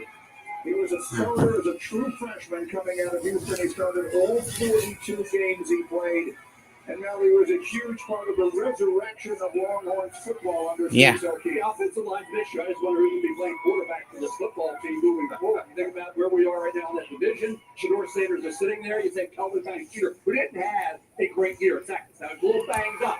There were times where guys were getting the best of Kelvin Banks Jr. You have to go back really to 2023 to see Kelvin Banks Jr. at his best. Prior to that, when he came in, he was outstanding. In August, he was projected to be maybe a top 5 pick. Like I said, he didn't play up to the level of the talent this year. Was a little banged up, Lou, but the talent, when you go back to 2023, when he was 100%, it was in abundance. Yeah, look, I talked to Steve Sarkisian recently about Kelvin Banks, and he could not rave about this young man more in terms of his competitiveness, how good of a teammate he is. He's a guy who overcomes adversity. Like, he had dealt with some things as far as health in his family. It never distracted him. He was continuously there for his team. As you mentioned, he wasn't 100% healthy, but when he is, this guy is smooth and fluid as water. Big, heavy hands. Got a nasty playing personality. He can pass protect with the very best of them, and the New Orleans Saints need it. They're one of the very worst teams in the NFL in terms of pass block win rate in 2024. Yeah. You're right, Mel. They better find a quarterback in order to protect and someone who can help them compete in the South and in the NFC overall. But this guy's a building block. They needed a player like this, and he is a culture builder. Sark could not be happier and more effusive in his praise for Kelvin Banks. And it kind of goes with how Mickey Loomis built the team. 8 out of the last 10 picks screening have been offensive linemen for defensive linemen for Mickey Loomis and the Saints. He understands how to build this team. Yeah, he may need a quarterback, but this is a young man. He's got to play. He's got to finish a little bit more, finish his blocks. But I love, as Lewis says, a building block for the Saints as they look for their quarterback in the future that they have to get at some point. In our countdown show, Adam Schefter suggested the Saints may be looking to target a quarterback in the second round. Meanwhile, we have an update on the scheduling release. Laura Rutledge and Colleen Wolf join us. Laura. Ladies and gentlemen, NFL fans everywhere, hold on to your hats because boy, do we have an announcement for you live from the heart of the NFL draft right here in Green Bay, Wisconsin. That's right, Colleen. The schedule release marks a pivotal moment in the NFL calendar. It sets the stage for a thrilling season. Yeah, this is where we get to geek out over every single game and bye week, the primetime revenge and rematches, those late season divisional dates that end up deciding playoff spots. And who's playing at Lambeau in December? Ooh, we're going to have to find out. You'll find out soon, okay? How about these rookies, the players who were drafted here tonight? When and where do they make their NFL debuts?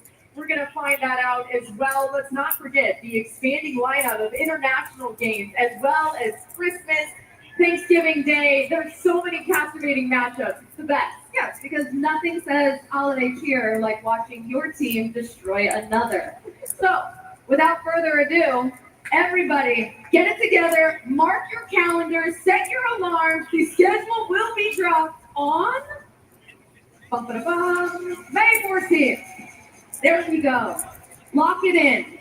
We can't wait. You can tweet it out, tell everybody, and don't miss it. Be sure to check out all the great content from the NFL team sites, the club social channels around the schedule release. Tune into NFL Network as well as ESPN. So much full coverage of the thrilling 2025 matchups. May 14th just around the corner. I know. It's basically here at this point. Guys, get ready and buckle up for the greatest season of your lives.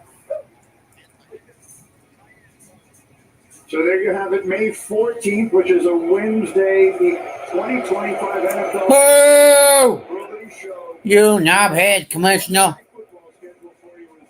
The schedule release will stream on ESPN Plus. You may be wondering why we're booing so loudly here now, and that is because the Chicago Bears have just been... You cockamamie damn Bears. You suck. You suck. Them damn Bears. Them damn, yes. Go, Pack, go. Yeah. Anybody but those damn Bears. I dislike them. Chicago selection at 10.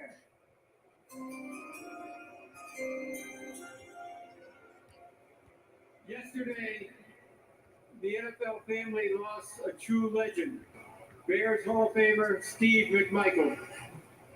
My heart is with the McMichael family during this incredibly difficult time. Misty, please know that you are in our thoughts and prayers. Mongo's remarkable contributions to the game and the community will never be forgotten. His legacy will continue to inspire generations to come. 50 years ago, with the fourth pick in the 1975 NFL Draft, the Chicago Bears selected one of Steve Michaels' teammates and closest friends, Walter Payton, running back, Jackson State.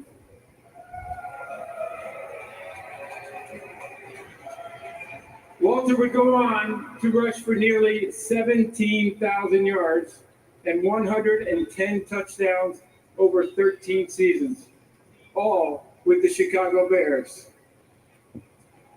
As you heard earlier, the NFL continues to honor Sweetness not only for his performance and excellence on the field, but also his commitment to give back to his community with the Walter Payton NFL Man of the Year Award. So with the 10th pick in the 2025 NFL Draft, Boo! the Chicago Bears select Colston Loveland, tight end, Michigan. Boo! Traitor!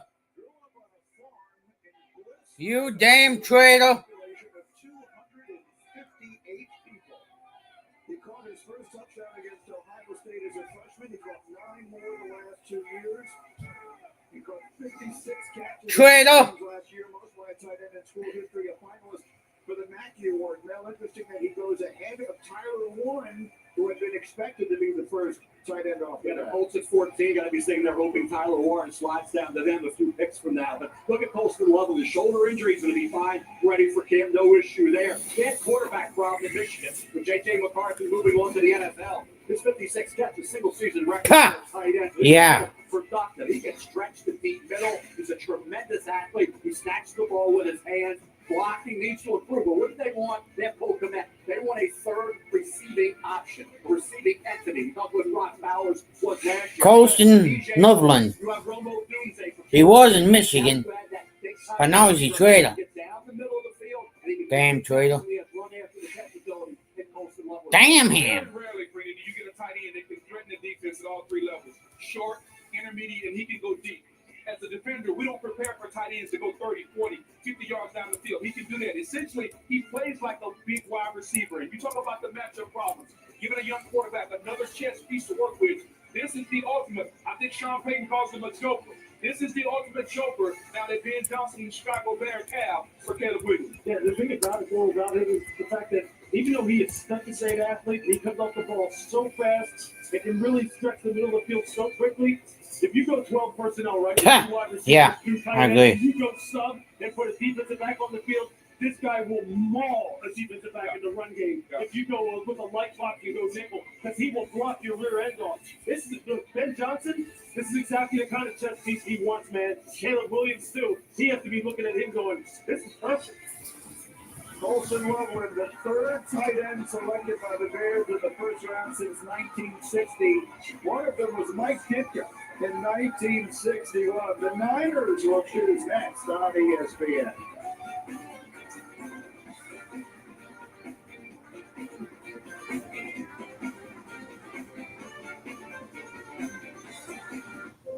Our Earth is rich with diverse, vibrant, delicate ecosystems, and we must protect them at all costs. Together, we can discover the wonder of our planet before it's too late.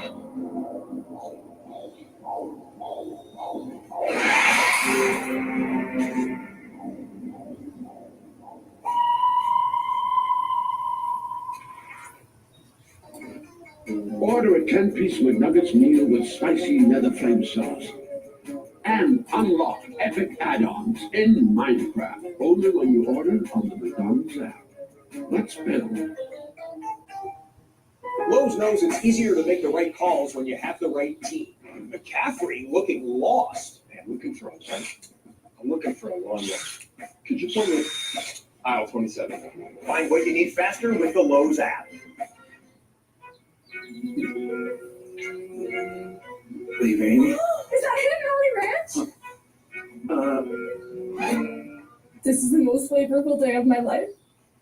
Easy squeezy Hidden Valley Ranch. Only serious about flavor. Gatorade, the world's most superior sports drink, designed to rehydrate, replenish, and refuel. It fuels the best because it is the best.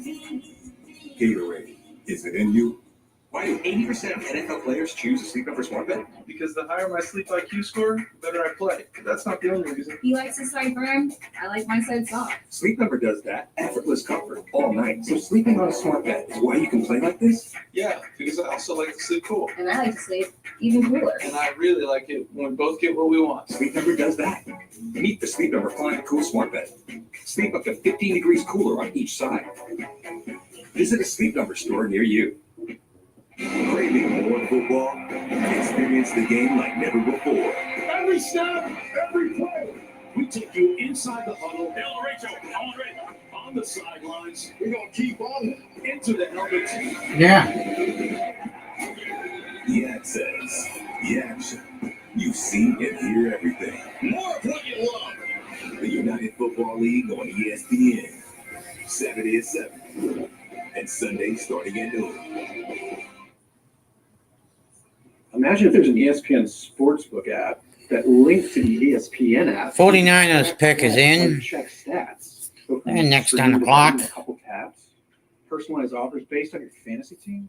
You're literally describing the ESPN bet, which exists. Be a total game changer. It's one of my best ideas. ESPN Bet, the official sportsbook of ESPN. Sign up today and receive $100 in bonus bets when you make your first $10 bet. Welcome back to Green Bay. The San Francisco 49ers are on the clock at number 11. You are looking at a picture of Shedeur Sanders, who is in Texas tonight, waiting to hear his name be called. Now, it has been one of the big storylines leading up to this draft that if Shedeur Sanders or any of the quarterbacks lasted beyond the 9th selection of the New Orleans Saints, take a look at the teams who choose here through the teams, if you will, up until the Steelers pick at number 21. Not any obvious expectation that any of these teams would need to select a quarterback. So, Adam Schefter, what should we be expecting?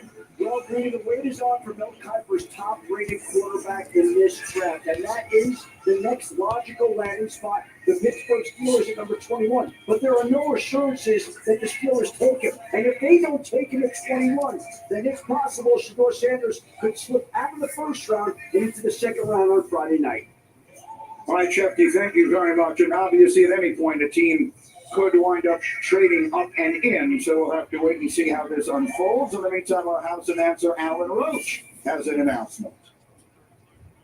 Please direct your attention to the main stage video screens for a special message from United States service members stationed at Yokota Air Base in Japan. Hello from United States Forces Japan. I'm Sergeant Mitchell Johnson. I'm here with service members from the United States Army, Marine Corps, and Navy. We're proud to announce that this year we are celebrating our 250th anniversary. We're grateful for the opportunity to partner with the NFL Salute to Service and the USO in introducing the San Francisco 49ers 2025 draft pick. With the San Francisco 49ers draft pick, back to you in Green Bay.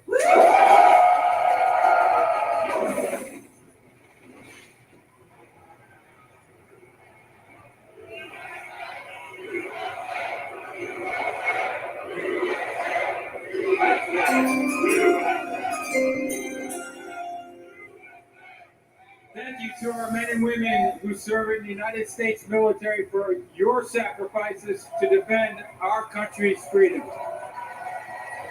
Yeah.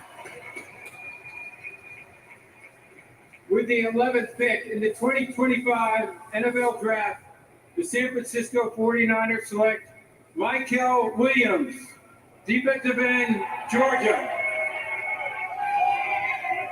Michael Williams, 5 sacks last year. 2 of those came in the SEC title game against Texas. He was a 5-star recruit from Columbus, Georgia, 14 sacks in 3 seasons after starting his very first game as a true freshman and still very young now. He won't turn 21 years old until late June. Yeah, he had a high grade going into the season, Grady. Then he had that ankle injury, a left ankle injury against Clemson, came back from it and played and didn't shut it down. Continued to play. This could be more productive. He had 9 tackles for loss. He had 5 sacks. He forced a couple fumbles. He looks the part of an edge rusher in an action football. With his side, his long arms, 32.5 arms, and huge hands. What he needs to do is get a more repertoire of moves going, coming after the quarterback off the edge. I thought he played the run great. He has a strong run defender off the edge, but as a pass rusher, I thought a little bit more work. That pass rush specialist that these teams have, what to get the most out of Mike Williams. He's got the things that you cannot teach: the traits, the height, the arm length, the ability to set the edge and play the run. We know he's technically sound playing at Georgia the way Kirby Smart coaches defense. The only concern I have is when it comes to using those traits and getting to the passer. I didn't see much of a rush plan, Lou. I didn't see any moves besides the speed and power. He's going to have to continue to develop the moves, because when you get to the National Football League level, just the traits won't win. You have to have more than traits. You need to be able to have a pass rush arsenal. How are you going to beat the offensive tackle and get to the quarterback? John Lynch loves him. He loves defensive line. You're going to pair him with Nick Bosa, create 2 bookends. But is he going to be able to live up to this ceiling as far as the pass rush arsenal? I want to see that. Yeah, they needed to restock the cover in San Francisco defensive line. This used to be, that position used to be the heartbeat of that football team. Both lines of scrimmage, in fact, defensive and offensive line. They need to restock that. Michael has not produced on a consistent basis the way you would think his measurables should bear themselves out. Mel mentioned the fact that he was injured. This year, he said himself, he played at maybe 60% most of the year. He's got to tie it all together. Robert Saleh, the defensive coordinator now for San Francisco, has to get it out of him. Michael Williams, the first player ever out of Georgia to be selected by San Francisco in the first round in the Common Draft era. And so the Dallas Cowboys selection is in. Interesting. Sweet home Alabama. Schottenheimer, here comes the commissioner to the stage. The Cowboys at 12, ready to make the selection. America's team is on the clock. With the 12th pick in the 2025 NFL Draft, the Dallas Cowboys select Tyler Booker. Alabama. Bama. He was a first-team All-American that just turned 21 2 weeks ago. Grew up in New Haven, Connecticut. Headed down to the IMG Academy, where he was coached by former linebacker Pepper Johnson. Played in 38 games at Alabama, started the final 27. All but one of those now was at left guard. He's a powerhouse inside. He will beat you up. I tell you, it's a heavyweight fight when you go up against Tyler Booker, and you better bring it, because he will beat you up. As a run block, he'll drive you off the ball. He never stops to sustain. And I thought he was in pass protection, but outstanding. Now, he's both those guys. You want movement? It's got to be scheme fit. Movement's not his game. But as a guy that has like power, watching the scheme, he can drive you off the ball. And I thought they say his pass pro skills at Alabama were excellent. And I love this pick for the Cowboys. One Hall of Famer retires in Zach Martin, and you draft another guy who's got, I think, has that kind of potential as a guard if you use him the right way. His power, his ability to take a man and move that man against his will. That's what the offensive linemen try to do. He can do that with the best of them, Greeny. Understand how to use him. You don't need to pull him around the edge and allow him to get on corners. Allow him to go down. Dolphins are now on the clock. The defenders, they climb to the second level. This is a need fit. I think he's the best guard in the draft, and it fits what the Cowboys had to do. But building the trenches is something that Dallas is trying to do, right? I mean, Tyler Booker, he's someone who, at 6'4" and 321. But I thought when he did get locked on to people, when he did, he could actually absolutely move some people. He'll probably play the right guard. Tyler Smith will play the left guard. And you see him here on some of those combo blocks, when he's able to get his hands inside and get his legs moving, he's going to get some surface removal. He's going to get some people knocked off the ball. I did think, he got a little top heavy, got out over his toes some. If he was going up against a good 3 technique, was able to get on his edge and make him move laterally. He got a little top heavy. But look, that's why offensive line coaches are the most important coaches on a football staff, minus the outside of the head coach. And Dallas is going to have to make sure that they develop this young man, get it consistent with his fundamentals, so they can get it all out of him. And there's more plays like that you see on your screen than not. So Alabama, by the way, now 17 consecutive years that they have had a player selected in round one. 16 had already been the longest streak for any school in draft history. So our colleague Nick Saban, very proud, no doubt about that, in his retirement, doing the telecast tonight for us on ABC. So Bama once again with a first-round player, and the Dallas Cowboys making their selection there at number 12, which leaves the Dolphins on the clock here at number 13. And the Dolphins, an interesting team to consider here as a fight in that AFC East. We should have Molly in a moment here with Tyler Booker and the joy, the unbridled joy that he brought out onto that stage. It's such a joy to watch as you see the emotion of a young man having this opportunity to be drafted by the Cowboys, obviously becoming a household name. Certainly, we talked about plenty on Get Up all morning long. Let's talk to Verizon Business. Takes us down to the stage, and Molly McGrath is with us. Molly. Tyler, a lot of emotion from your family in the green room. You came out onto this stage with a lot of emotion. What's going through you? I'm just glad to be a Cowboy. This is really a dream come true. It's truly a blessing. I actually trained in Dallas, so I fell in love with the area. And the whole process, I was like, man, it would be great to be a Cowboy. And the Lord works mysterious ways. Shout out to God. I can just check on my phone. If you ever go through something, like just trusting God, He got you. Those who know you emphasize your leadership and character. What are the Cowboys getting in you? They're getting the same thing Alabama got. They're going to get a leader, somebody who loves to work, somebody who loves practice, somebody who loves his teammates, somebody who's going to aim to win multiple championships. I can't wait to further this tradition of success in Dallas. I'm so excited. Congratulations, Tyler. Thank you so much. Booger, you were talking about in our meeting this morning, the emotion of moments like this hit him and his family. And now, as we continue to watch the celebration of these young men, we also bring in tonight something special from NFL star George Kittle and his friend Red Guardian from Marvel Studios' Thunderbolts, which will be available only in theaters on May the 2nd.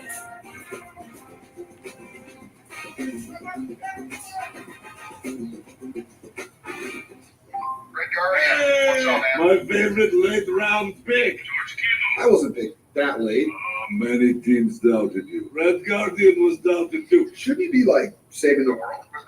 I'm looking for sleepers in later rounds. Maybe they will get their face on Wheat Fox, like you. Stupid You sure commercial. about that? You sure? Huh? I mean, you could have picked a better picture at least. Look at that. Come on. Marvel Studios Thunderbolts, rated PG-13, only theaters May 2nd. From Marvel Studios, summer begins. With the Thunderbolts! What? Thunderbolts. Delinquents. Thunderbolts. Clap and deal! Thunderbolts. Bad guys. How cute. You formed a team.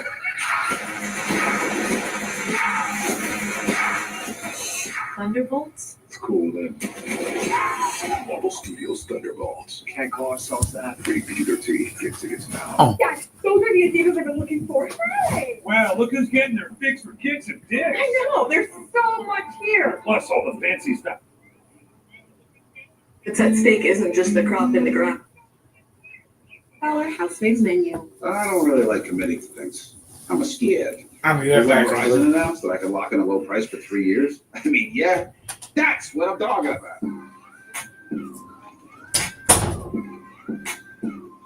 Can you hear me now? We about to level up.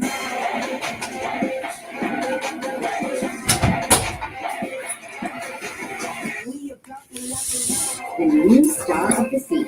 Book your vacation today. This is the legendary right here. If this can could talk, then it tells stories. And if you've had one, you probably got a story worth telling. Here's the 50 years of time. I got something coming up.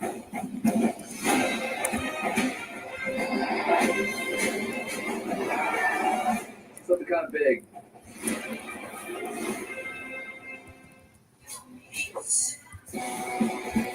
Welcome back to Green Bay, where the Miami Dolphins are currently on the clock. We are a dozen kicked in to round one here of the 2025 National Football League draft.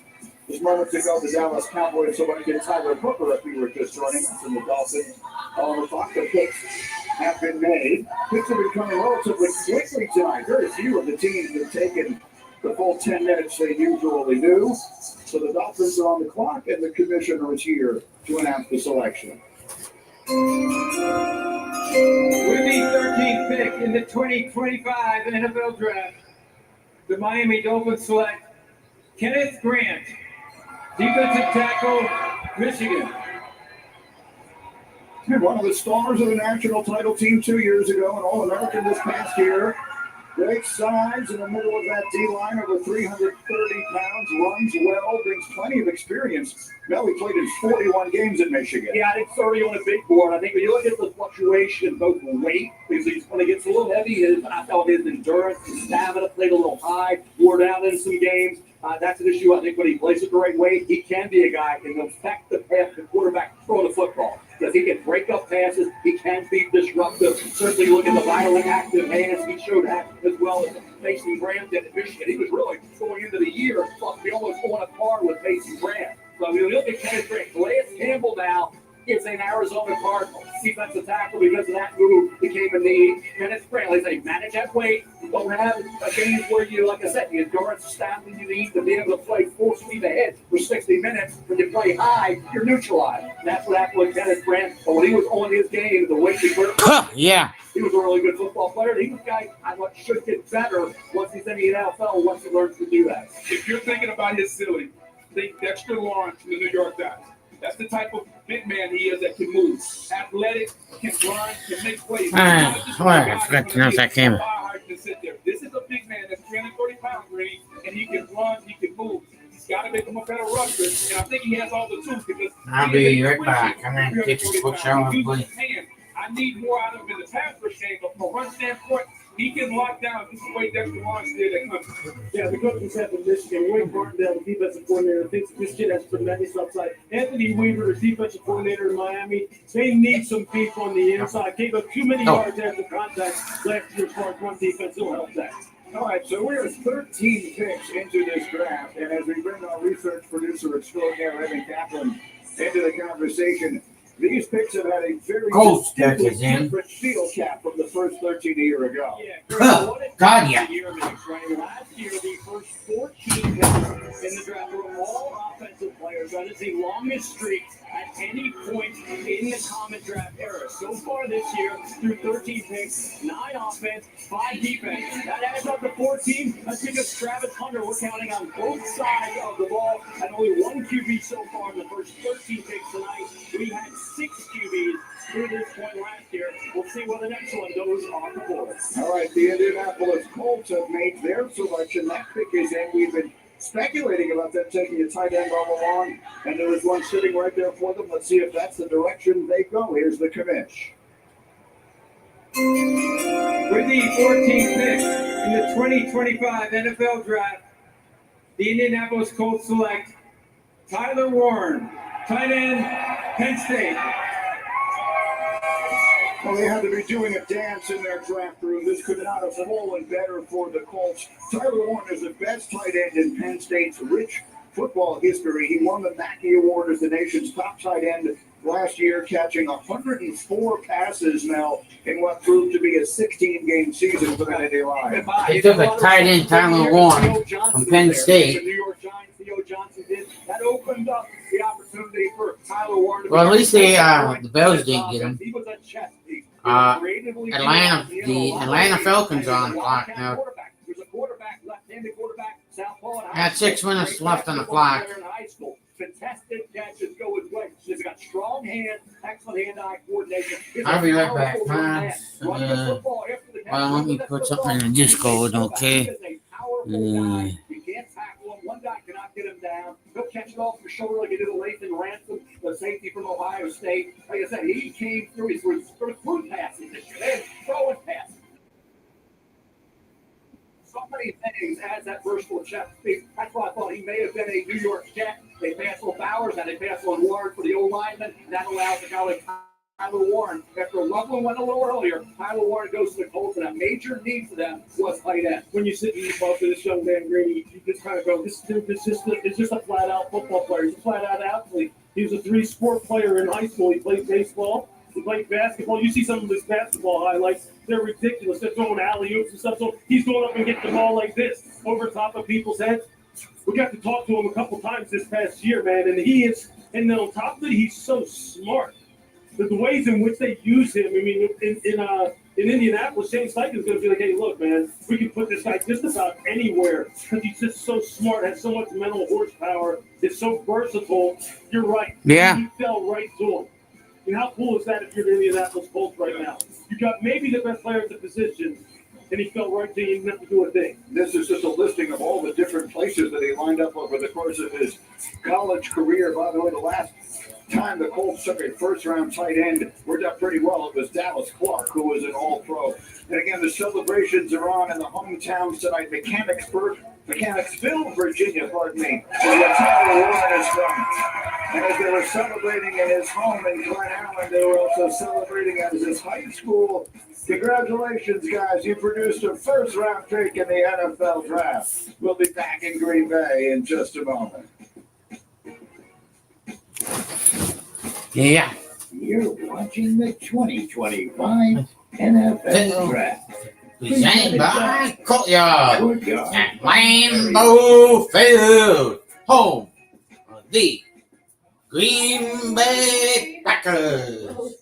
2025. Yeah, use your keeper.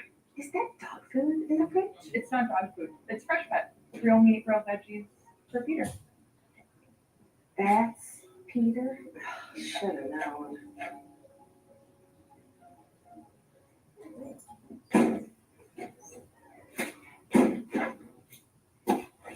You do make a pretty cute couple. In this game, making the right move is hard. Unless you use Open Door to sell your home. And it's pretty easy. Ashton! I need the bathroom. Homestead. Open Door. Here for life's big moves. From the #1 rated brand in cordless outdoor power, the Ego 22-inch aluminum deck mower with Select Cut is the most powerful mower in its class, featuring an aluminum deck that allows for extreme blade speeds, producing the perfect razor-sharp cut. Designed for durability that's guaranteed for life. All powered by Vigo's patented 56-volt arc lithium battery. One battery powers all tools. Find an Ego retailer near you. If you keep making that face, it's going to stay like that. I'm trying to get my own car insurance. USAA. Grandpa was in the military. He shared membership with your mom so she could share with you. Easy. USAA. Check if you're eligible today. Bounty Mega Roll lasts longer, so you can tackle applesauce and avocado, berries, butter, coffee cream, crispy fingers, scrambled eggs, and then bananas red and green. Bounty Mega Roll lets you clean spills without running out. And much less of sitting down. Bounty, quicker picker up. Check out the new whip. I Fully custom. 30 Bud Lights can fit in that puppy. As many Bud Lights as it takes. A lot of Bud Lights. I'm gonna give you one of those. We're here at Blackberry Friday, where everyone wants the unique taste of the Dr. Pepper Blackberry. Oh, Dr. Pepper! The sweet blackberry flavor. These remain rolled in the sweet. Try new Dr. Pepper Blackberry. The clock is ticking, Ethan. And now the fate of every soul on earth is your responsibility. I need you to trust me one last time.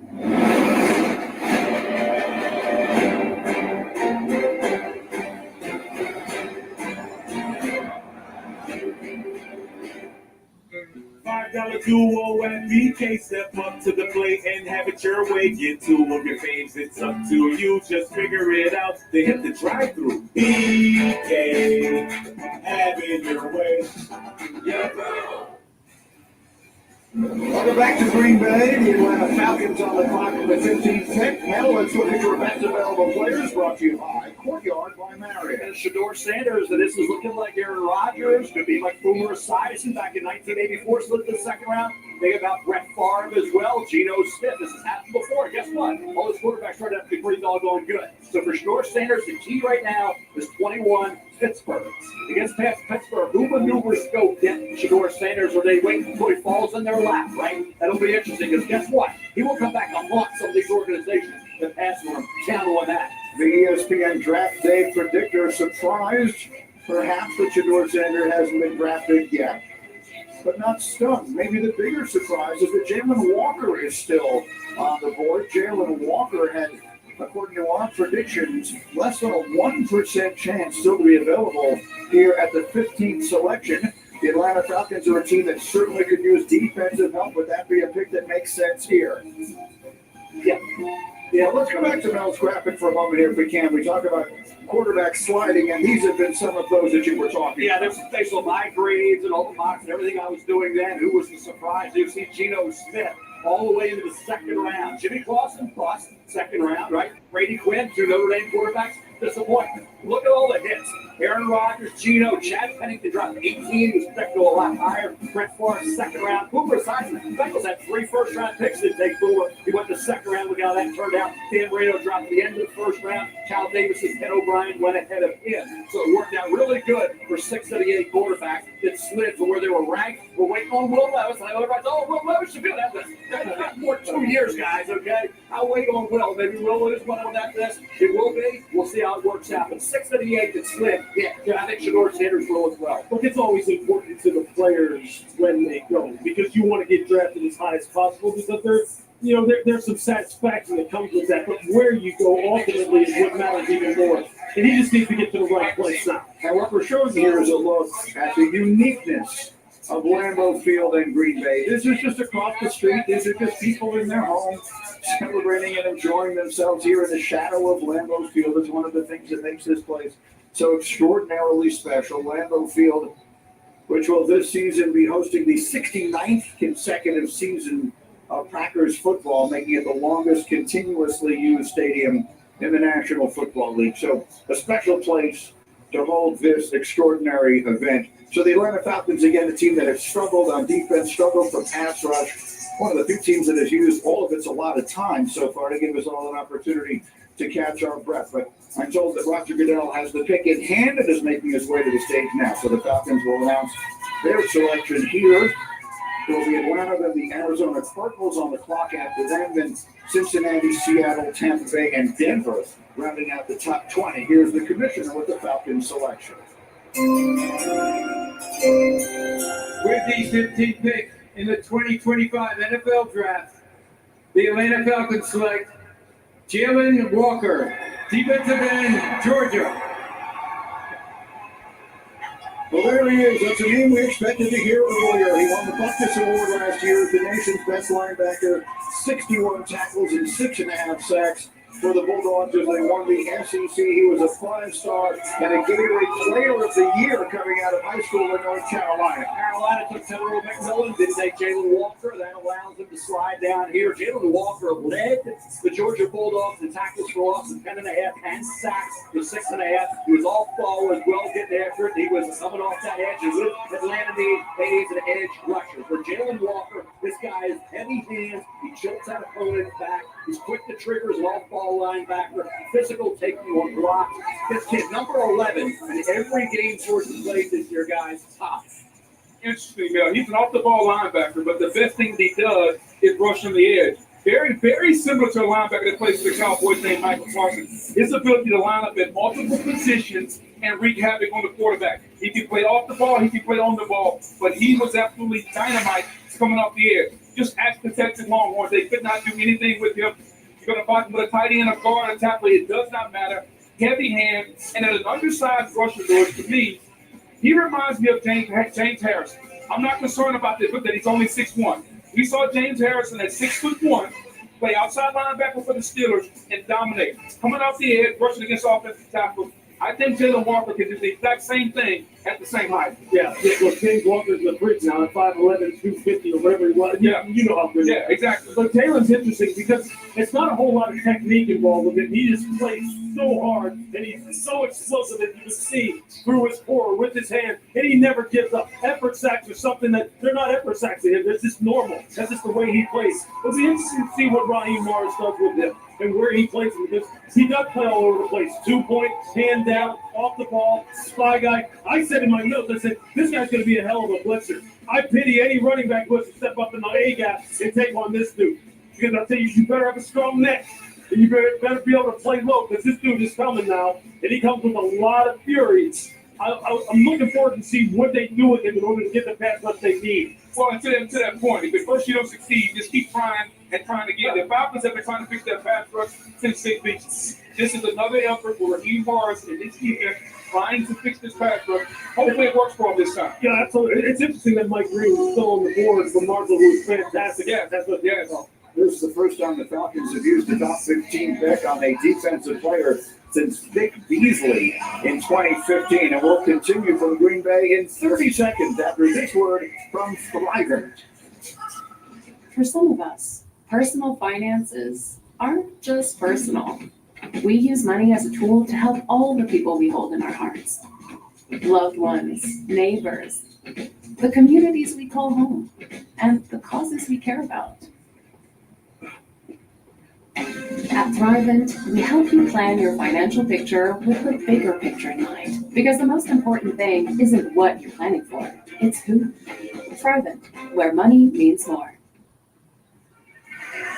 All right, and so we continue here live from Green Bay, where the Atlanta Falcons have just made Jalen Walker from Georgia the 15th pick in the draft. The Arizona Cardinals are on the clock now. They will select next, and Cincinnati, Seattle, Tampa Bay, and Denver will round out the top 20 picks before we get to Pittsburgh at number 21. And that's the next spot where we might expect to see a quarterback. Now, how about Arizona and what we should expect from the Cardinals here at 16? Well, we're talking about Calais Campbell going back there. So you look at that defensive tackle, you think about a guy like Janae Barron or Will Johnson, quarterback there, being very versatile. And then Matthew Gold, that speed option. Matthew Colts around 4.29 on the heel for the heck of a year. He's the go-to guy for the Texas Longhorns. I was surprised Kevin McMillan went ahead of Matthew Golden. Matthew Golden, after coming over to the Houston Cougars, was outstanding. So he had about 2 drops all year, concentration drops. This kid comes to play with respectable, playing that wide receiving spot. So they have some really good options set up here.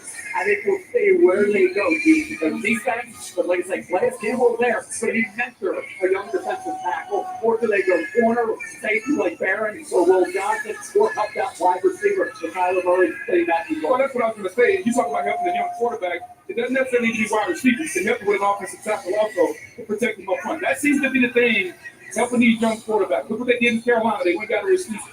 Help the young quarterback. Look what they did in Chicago. We got him a tight end. You got to help him, whether with some weapons on the outside or protection up front. Yeah, look, Jonathan Gannon, the head coach down there, former defensive coordinator, basically runs the defense. They just can't rush the passes very well down there. They need some juice off the edge. They need some people on the inside. Look, they got one time Josh Sweat from free agency, Josh Sweat from the Philadelphia Eagles, who wound up carrying it up in the Super Bowl against Kansas City. And right, they still do know Steve wide receivers.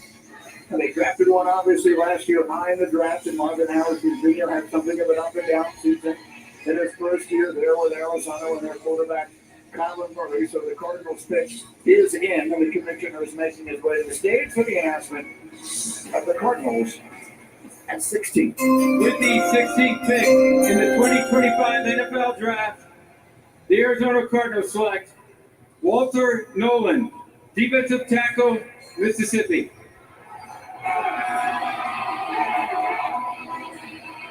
Was in 2 colleges, first at Texas A&M, then an outstanding season at Ole Miss with 6.5 sacks, where he was a consensus All-American and a finalist for the Outland Trophy. Yeah, production this year was not the problem. He had as many tackles for loss and sacks just one season as Mason Graham, who we really like, had in 2 seasons combined. So for Walter Nolan, the talent, I like the versatility, guys. You can move him around, and he can be disruptive. And I think the fit, you have Calais Campbell back in Arizona to mentor Walter Nolan. So I think from a standpoint of developing a young player, teaching him right, making him understand what it takes to be a professional football player. This is, I think, what Walter Nolan needs that will benefit him in his career. And I think the Calais Campbell part is really necessary because Walter Nolan can be as good as he wants to be. He can be Dominic Greedy. He has multiple position versatility, but I line him up in 3 techniques because a guy like this has to get vertical, they can hit gaps and get to the quarterback. When you pick a defensive tackle this high, you're expecting impact play, not just tackles for losses. You want sacks, you want cause fumble.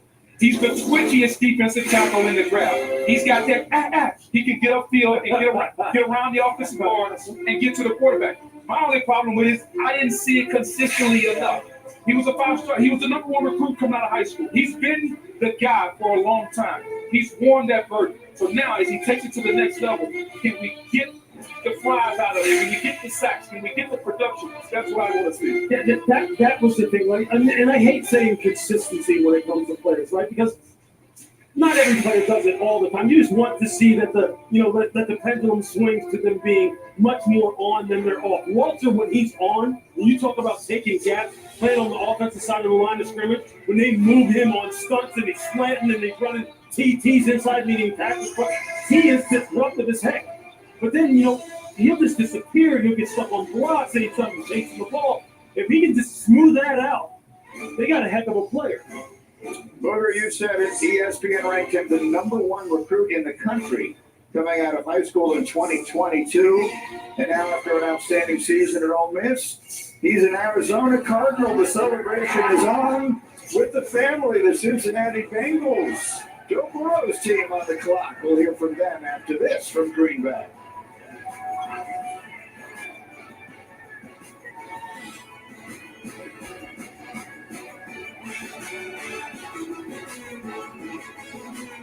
You think you know me?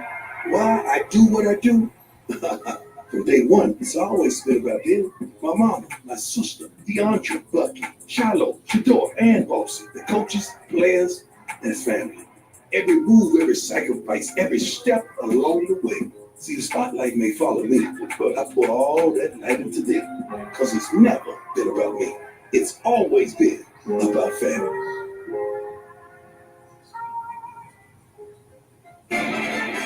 Being Courtyard's official fan ambassador has opened a new world for me. Now we get to hang out with NFL fans all season long. See you on game day.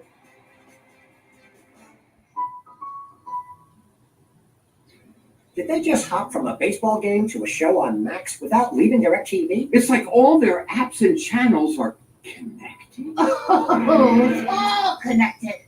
Shows, movies, sports, cooking shows. Is she talking to us? Tell me, how does DirecTV put all your favorite stuff on one home screen? Uncanny content suggestions based on your watch history? Mind control. Were you recently electrocuted?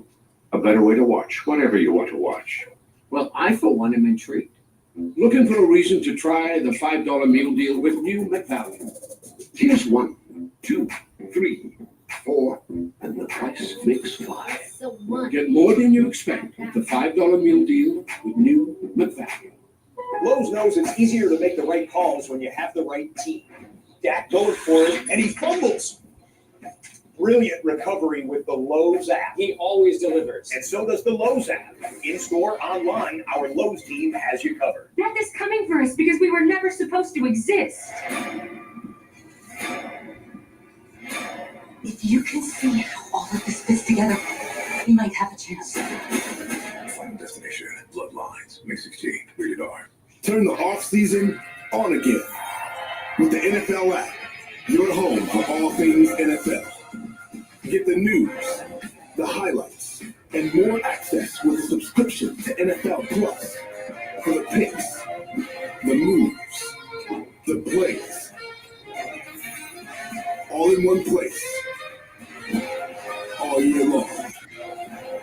Welcome home.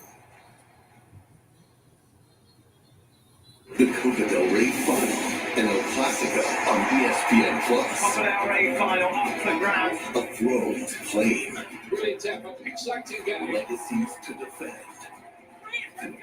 There's the goal I'm looking for. History to be made. And then that makes through here with the John Walker Clarky finish around Madrid. When Kings collide, the world watches. And that is it. Game, set, match. The Copa del Rey Final exclusively on ESPN Plus and ESPN. Welcome back to the 2025 NFL Draft, presented by Courtyard by Welcome back Marriott. to the 2025 draft in Green Bay, Wisconsin, where we are now on pick 17. The Cincinnati Bengals, a team that lost Sam Hubbard, a defensive end, to retirement offseason. They're still talking to Trey Hendrickson about a new contract, but the two sides still have not gotten close to a deal. So in the interim, the Bengals are expected to look at the spot for more pass rush help. Hi, Shefty, thank you. And that Bengals pick is in.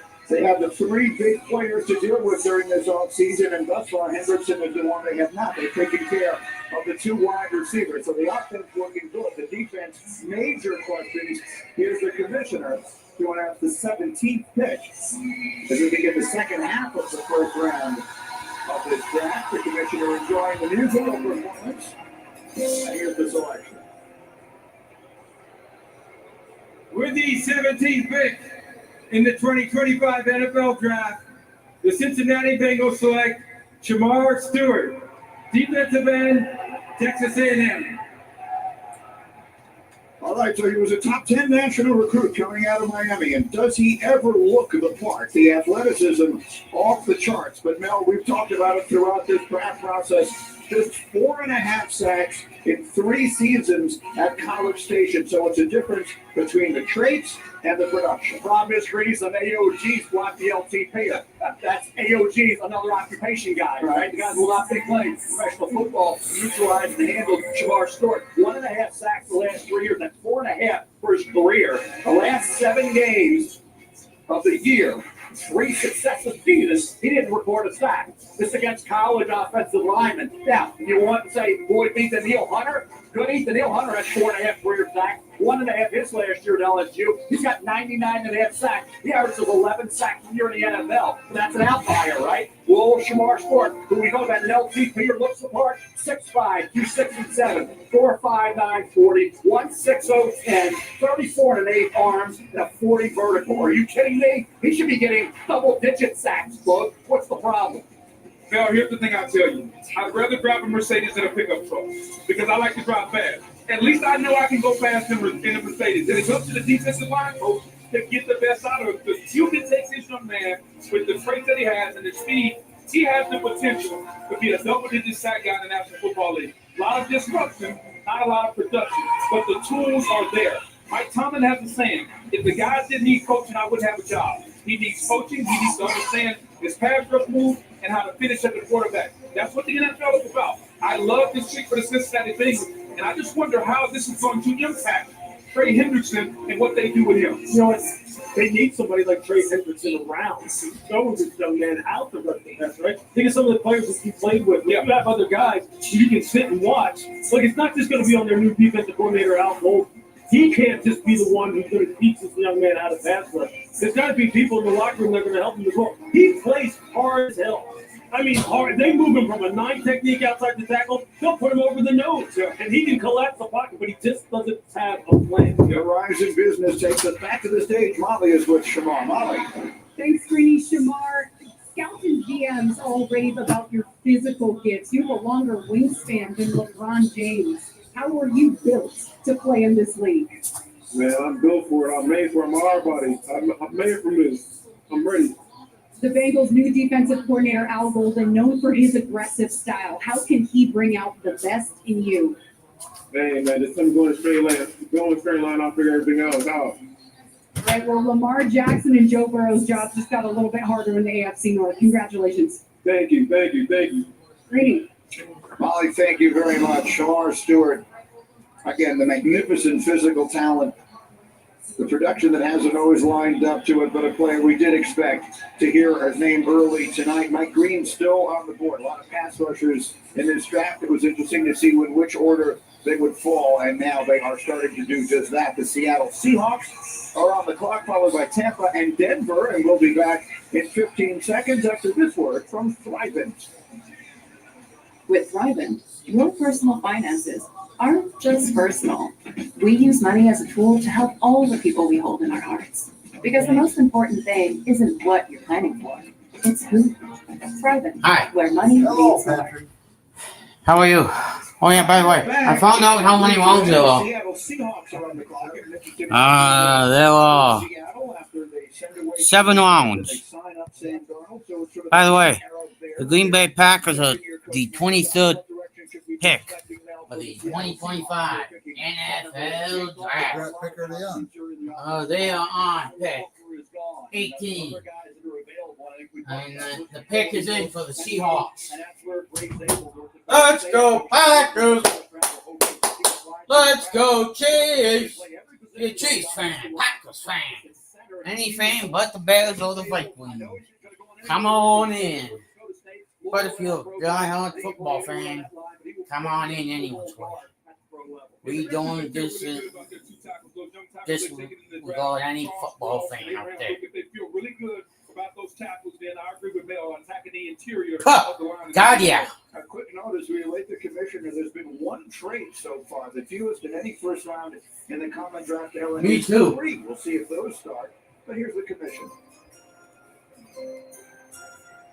With the 18th pick in the 2025 NFL Draft, the Seattle Seahawks select Gray Zabel, guard, North Dakota State. So there he is. Well, there's your guy. You just mentioned it. He had NIL offers to leave North Dakota State, but stayed in part so he could play with his brother. And as a result, he won his second FCS championship last year, got invited to the Senior Bowl. He was great there. This, by the way, is the 4th year in the last 5 the Bison have had an offensive lineman selected in the draft. Yeah, you later they scored the first 3 games in left guard in 2023. Moved to right tackle for the rest North of the Dakota season. State, Gray Zabel. Get the job done again, getting it done there. Started the final 36 games of his career. 41 overall at left tackle, right tackle, left guard, and right guard. They said practice at center at the Senior Bowl in Lewis. Technique and a fiery approach. He's got a defensive mentality. Ray Zabel, I know down in Mobile, impressed a lot of offensive line. So, no doubt, especially with his The Tampa Bay Buccaneers on the clock. Watch him there, where he started those games at left guard. He looked like a Pro Bowler. He looked like a guy who's going to be all rookie immediately. He's going to challenge for a Pro Bowl spot. The arm length does show up in tackle for him. He doesn't have that kind of physical range to deal with some of the pass rushers he would deal with in the NFL. But at guard, he's plug and play. So he's headed to Seattle. The Tampa Bay Buccaneers will be next. Congratulations to Gray Zabel and his family. Again, the Bucs are on the clock, then the Broncos, then the Steelers. When will we have our next quarterback selected? We'll find out shortly. We're live in Green Bay. We're back in a moment on ESPN.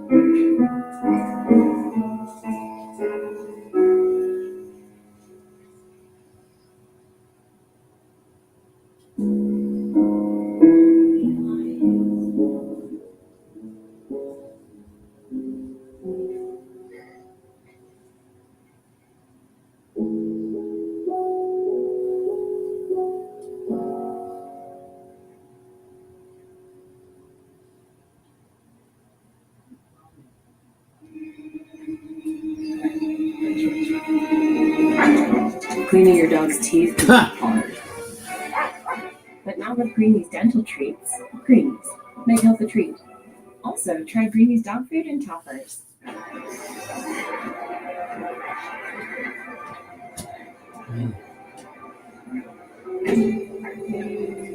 I trusted you. I trusted you. I trusted you. I trusted you. Dun, dun, dun. Dun, dun, dun.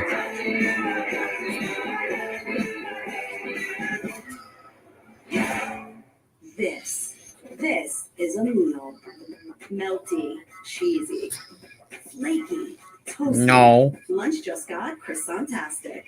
Try the new croissant toast sandwiches. It just feels good at Panera. Chime exists to help everyday Americans make it.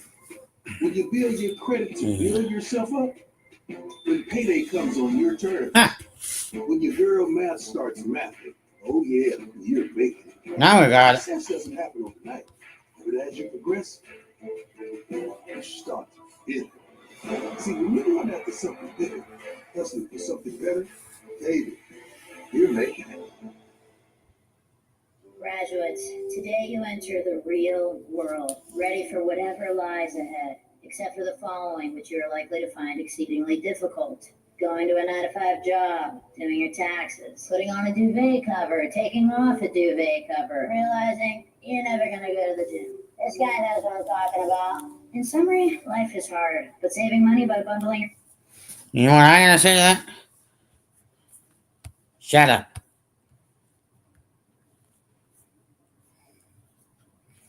About time. With the first selection in the 2005 NFL Draft, the San Francisco 49ers select Alex Smith.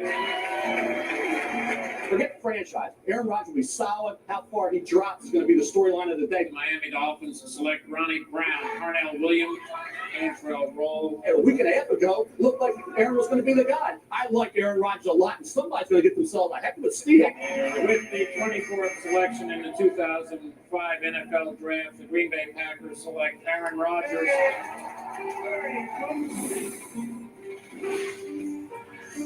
We're back in Green Bay. Time now for a draft moment brought to you by Ego.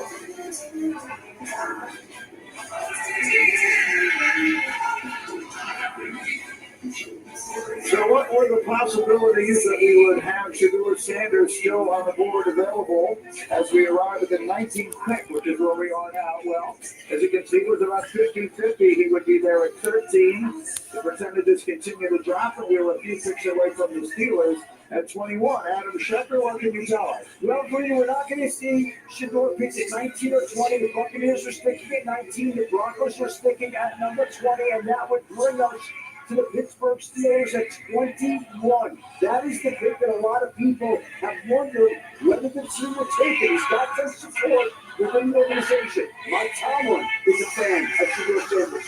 Offensive coordinator Arthur Smith is a fan of Shedeur Sanders. But the Steelers also need help at defensive tackle, wide receiver, running back, some other positions. And if they don't take them, there's a real possibility Shedeur Sanders will be available this Friday night. All right, Shefty, and there you saw Shedeur with his legendary father and longtime coach, Deion Sanders, been his coach all through his life. But the Buccaneers are on the clock right now. Here comes the commissioner. Here comes the commissioner. With the 19th pick in the 2025 NFL Draft, the Tampa Bay Buccaneers select Emeka Egbuka, wide receiver, Ohio State. That's a little bit of a surprise. A terrific player without the micro defense. But if you think of all the great pass catchers Ohio State has sent to the NFL, even in the last handful of years, consider Emeka Egbuka is the school's Emeka Egbuka, receiver now. wide receiver, the Ohio State Buckeyes. Shane Stewart, Texas A&M Aggies. This past year, 81 catches, 12-5 average, and 10 touchdowns. I've called him a professional receiver. You know what you're getting with Emeka Egbuka. Once he ran that 4.47 40, that solidified him as a late first, maybe even a mid first, with Emeka Egbuka running under 4.5 with the kind of production and versatility and the approach, that workman-like business professional approach is how he became a first-round draft choice. Think about where Emeka plays primarily, right in the slot. He's the guy who can also win outside, real tough inside, make contested catches, threaten the middle of the field. Who does that for Tampa Bay? Chris Godwin. Chris Godwin coming off of a very, very significant injury. This makes you wonder. They must be concerned a little bit about what's going on with Chris Godwin and maybe his availability, who knows, for 2025. Because this is not for certain. Mike Evans getting a little bit older. This is a little bit of a curveball to pick. But when you start trying to think about why this may have happened, you kind of have to start like following the breadcrumbs. It also makes you wonder if you're Tampa, who's going to rush the passer? Greeny, you said we were thinking defense. Yes. They need an edge rusher. They signed Hassan Reddick. on a one-year deal. They need more shoots coming off the edge in this Todd Bowles defense. Well, Booker, you live in Tampa, and you've been telling me all along they were going to go defense. Everyone told me they were going to go defense, and then they did. But again, this is not in any way a reflection on Emeka Egbuka, who is a terrific player there. You see Todd Bowles, the coach of the Buccaneers. So the Denver Broncos are on the clock, and then the Steelers will pick next. It's been an intriguing night, and it's about to get all the more interesting. We're back in Green Bay in just a moment. The 2025 NFL Draft, presented by Courtyard by Marriott, is brought to you by Progressive. Protect your auto, home, and business today at progressive.com. Mine was earned in Germany, 1984. I earned it for my family in 1945. Mom earned it for us. USAA membership is for those who served and can be shared with their spouses, then kids, and their kids for generations to come. And because our members know USAA's commitment to serving the military community, they're proud to start their families' legacy. Yeah. So I'm in, and so is our family. USAA. See if you can become a member today. Members who switch save an average of $725 annually on auto insurance. I was tired of being told no. No to my dreams. I had no idea if anyone would buy anything. This is so wild that I actually, from a dream, started a business. I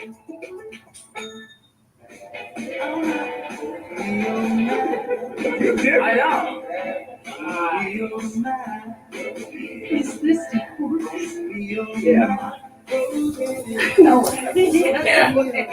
Get it. There's nothing like that first Mercedes feeling. Experience the feeling yourself at a local Mercedes-Benz dealer.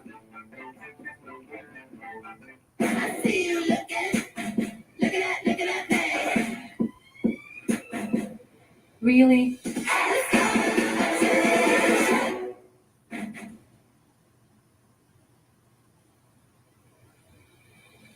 Let's start paying attention to breast when it matters the most. Early detection for breast cancer is a game changer, and why I'm able to be here today. So let's get more women screened than ever before at yourattentionplease.com. It's a rare thing when someone you've been with for so long finds a way to surprise you. It's like discovering each ATCU's platform now comes with the power of Morgan Stanley. Mom can speak Walrus? This is Roundup for Lawns. This stuff works. This stuff kills weeds down to the root without killing your lawn. This stuff works on dandelions, crabgrass, clover. This stuff works for up to 3 months. This stuff works guaranteed or your money back. This stuff works on big lawns, small lawns, and I guess you can call that a lawn lawns. This stuff works without killing your lawn. This stuff works without killing your weekend. This stuff works for the rookies and the seasoned pros. This stuff works in Knoxville, Bronxville, Rockville, Marysville. This is Roundup for Lawns. This stuff works. This is Formula One. Yeah.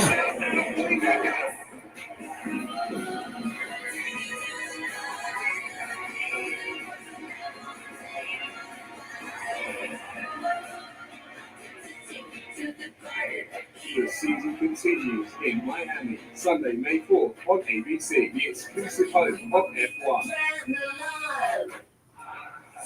Welcome back to Green Bay. The Denver Broncos are on the clock at number 20, and right now it's time for a look at Mel's Best Available, brought to you by Courtyard by Marriott. They got some good ones. Shador, I'm amazed right now that he's still on the board after I was with Aaron Rodgers. New Orleans, hey, I'm going to wait and see who makes a move to get Shador there before I start talking about those organizations that will want them. Will Johnson, we don't expect the injury. That is affected where he went. Good corner, had he been healthy through the process, would have been a top 10 to 15 pick. I love Amari and Hampton for Denver. I've said it for 3 months. They need a running back who's complete. He is the help out Bo next. Josh Simmons was the best tackle before he got hurt in October. That game against Oregon. That's why he's still available. Right tackle, left tackle, could play guard as well. And I'm surprised Matthew Gold, once he ranked 4-2-9 on the heels of a great year in Texas, on the heels of 2 really good years at Houston with the Troopers. Yeah. Matthew Gold did anything and everything in Texas. Got open, plucked the ball, and then ran great. I'm really surprised Gold's still here at this point in the draft. Been an interesting night, very strange one in some ways. We had the enormous trade at the very beginning, Jacksonville moving up from 5-2, but that has been the only trade we've had so far in round one. And I'll mention again, the fewest in any first round in the common draft era was 3, and that goes back to 1971 is the most recent time. So we've generally had a lot more than that. The Broncos pick is in, and here comes the commissioner with a special guest to make the selection. April is World Wish Month, and the NFL is proud to support the life-changing wishes that Make-A-Wish grants. Yes. One of those wishes will be coming true right now. Sam is a 17-year-old Broncos fan who has bravely battled cancer.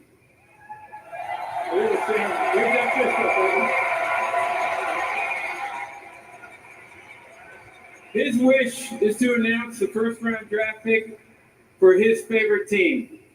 Please join me in cheering on Sam as his wish comes true. Take it away, Sam. Let's go, Broncos. What else do they need? All right. With the 20th pick in the 2025 NFL Draft, the Denver Broncos select Shady Barron, DB, Texas. Janaid Barron, Texas. It's a wonderful moment. Shady Barron, I don't put these up in Tennessee, in his final season with the Longhorns, in Texas, in Tennessee, though. You just flip those sons of bitches down like that. Texas Longhorns running great in the combine. Needed to Matthew Golden. I've been talking about the 4.29. I got Shady Barron running a 4.39, but somebody run 4.45 to 4.5 at 5'11", 195 pounds. Plays everywhere in that secondary for Texas. Super smart and blitz, intercept passes. I talk about it. Doesn't miss so many tackles at all. He had 67 tackles, 5 interceptions, 11 pass breakups this past year. Shady Barron did. Short tackler, instinctive, versatile guy. He can play anywhere in the deep patrol. Yeah, this is another guy that Steve Sarkisian, the head coach of Texas, just raves about. He raves about Barron because of the fact that he's a great locker room guy. He's a guy who can fit in with everyone. He's kind of a spokesman for a team. He kind of settles everyone down. And as far as on the football field, you're right. He's super versatile. Can play inside and outside. Has great instincts, great vision, route development and understanding, and the willingness to come up and hit. Play strong at the catch point. That's what Him and Patrick is had a second. Great guy. That's a really good group of corners right now when you're talking about the Denver Broncos. And as you start to look at it, he's a faster version of what Brian Branch does for the Detroit Lions. A multiple position player that can play inside, outside, that can play in the middle of the field. He can do it all, kind of a joker on defense. He will be used very well at Denver. Yeah.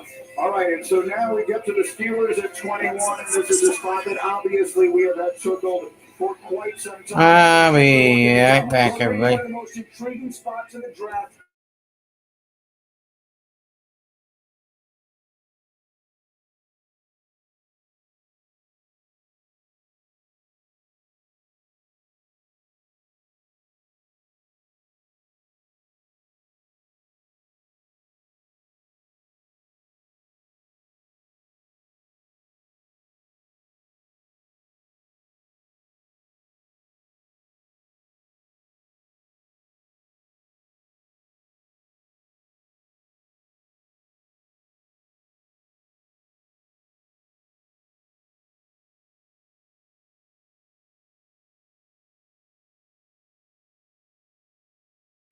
Hey, you guys gotta hear this. Actually, I'll show it to you after the stream. Waiting to see if this is the spot. Shador Sanders will finally hear his name. Steelers have no second round pick.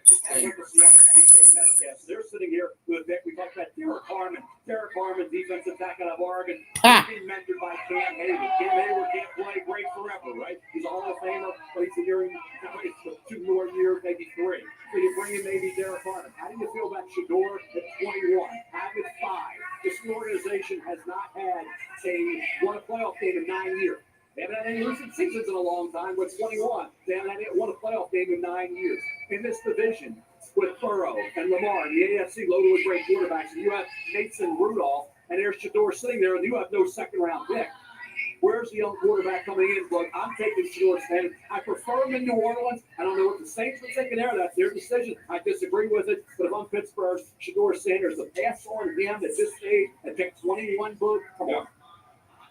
I'm told that the pick is in. The commissioner is making his way to the stage. Will this be the moment that we hear the second quarterback's name, or will the drop continue? Here comes Roger Goodell with the announcement.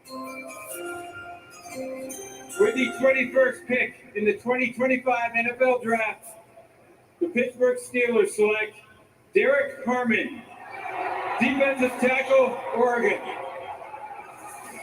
You can hear the roar in this crowd. That is the surprise of many, and it is echoed on this stage. Let's talk about Derek Harmon. The young man can rush the passer from the interior of that D-line. He had all defensive tackles and quarterback treacheries with 34 mil. He was fabulous at the combine. He's from Detroit. Started his career at Michigan State, had one season at Oregon. He had a really good season because he did something at Oregon that he didn't do at Michigan State, was compete and just be consistent on a game-to-game basis. He really, this year, took his game from a competitive standpoint to a new level. I know the Michigan State kept waiting for it to really, and really develop into that kind of player that talent indicated he could be. And this year, he did it. He was disruptive. He got in the backfield. He hit Quinshon Judkins in that game on October 12th. Caused that fumble when Ohio State had all the momentum. You watch him, guys. He can get into the backfield. Plays a little high, but he is a guy who can learn from Cam Hayward. Plug that. Will they wait? That position, that need, and having a guy that could be maybe the heir apparent to Cam Hayward against the quarterback Shador Sanders, they opted for Derek Harmon because they love the fact he could be the next guy to take over for Cam Hayward. So no doubt, you talk about Cam Hayward getting a little longer than feet. This is something that Pittsburgh doesn't have, which is interior pass rush. You mentioned he led all defensive tackles as far as pass rush pressures from the inside. And when you look at Keanu Bitten, they took out of Wisconsin. He's played well, but getting to the passer hasn't been his forte. This is an opportunity to fortify the defensive front. Again, pass on the quarterback, fortify the defensive front with TJ Watt. I like what the Steelers are doing. You just wonder, without Aaron Rodgers, who's going to play the quarterback position for them? That's a great question. We don't know right now. No one knows. This will be Mason Rudolph. One wonders if they know. By the way, the Steelers' last first-round defensive lineman was Cam Hayward, whom they selected 31st in 2011. So there's the celebration in the Steelers draft room. The question is, when will the next quarterback come off the board? Come on back and find out. The Chargers are on the clock. We're back in Green Bay in just a moment.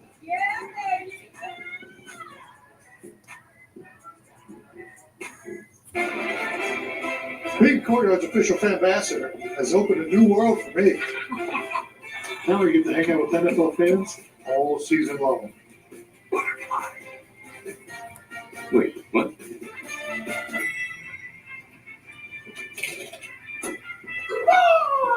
Yeah. See you on game day.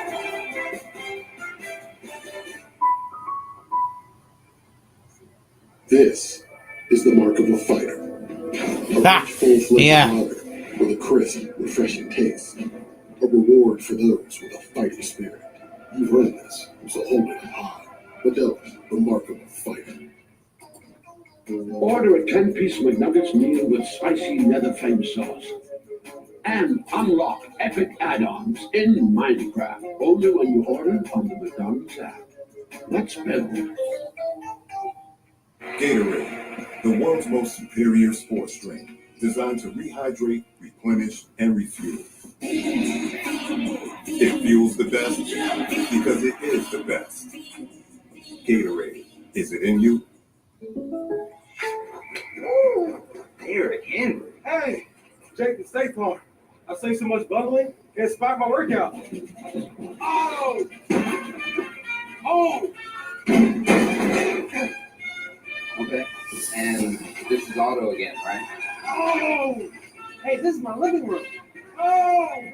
Bundling, just another way to save with a personal price. Yeah. The dog isn't allowed on the couch there. Like a good neighbor, State Farm is there. From the #1 rated brand in cordless outdoor power, the Ego 22-inch aluminum deck mower, the most powerful mower in its class, producing the perfect razor-sharp cut. Find an Ego retailer near you. $6 never tasted so good. IHOP's Breakfast Baked Combo is now just $6. Featuring IHOP's world-famous buttermilk pancakes, crispy hickory smoked bacon, and 2 eggs cooked to order at your way. All for just $6. Part of the new $6 House Faves menu. Verizon Small Business Days are back. Our experts Welcome in. closer than you think. Serving up deals, advice, and more. Hey. Hi. April 21st to 27th. Let's take a look. Get started today. Lowe's knows it's easier to make the right calls when Hey, you have Lowe's. the right team. Quit sponsoring the NFL. Looking lost. I'm looking for a one. I'm looking for a one.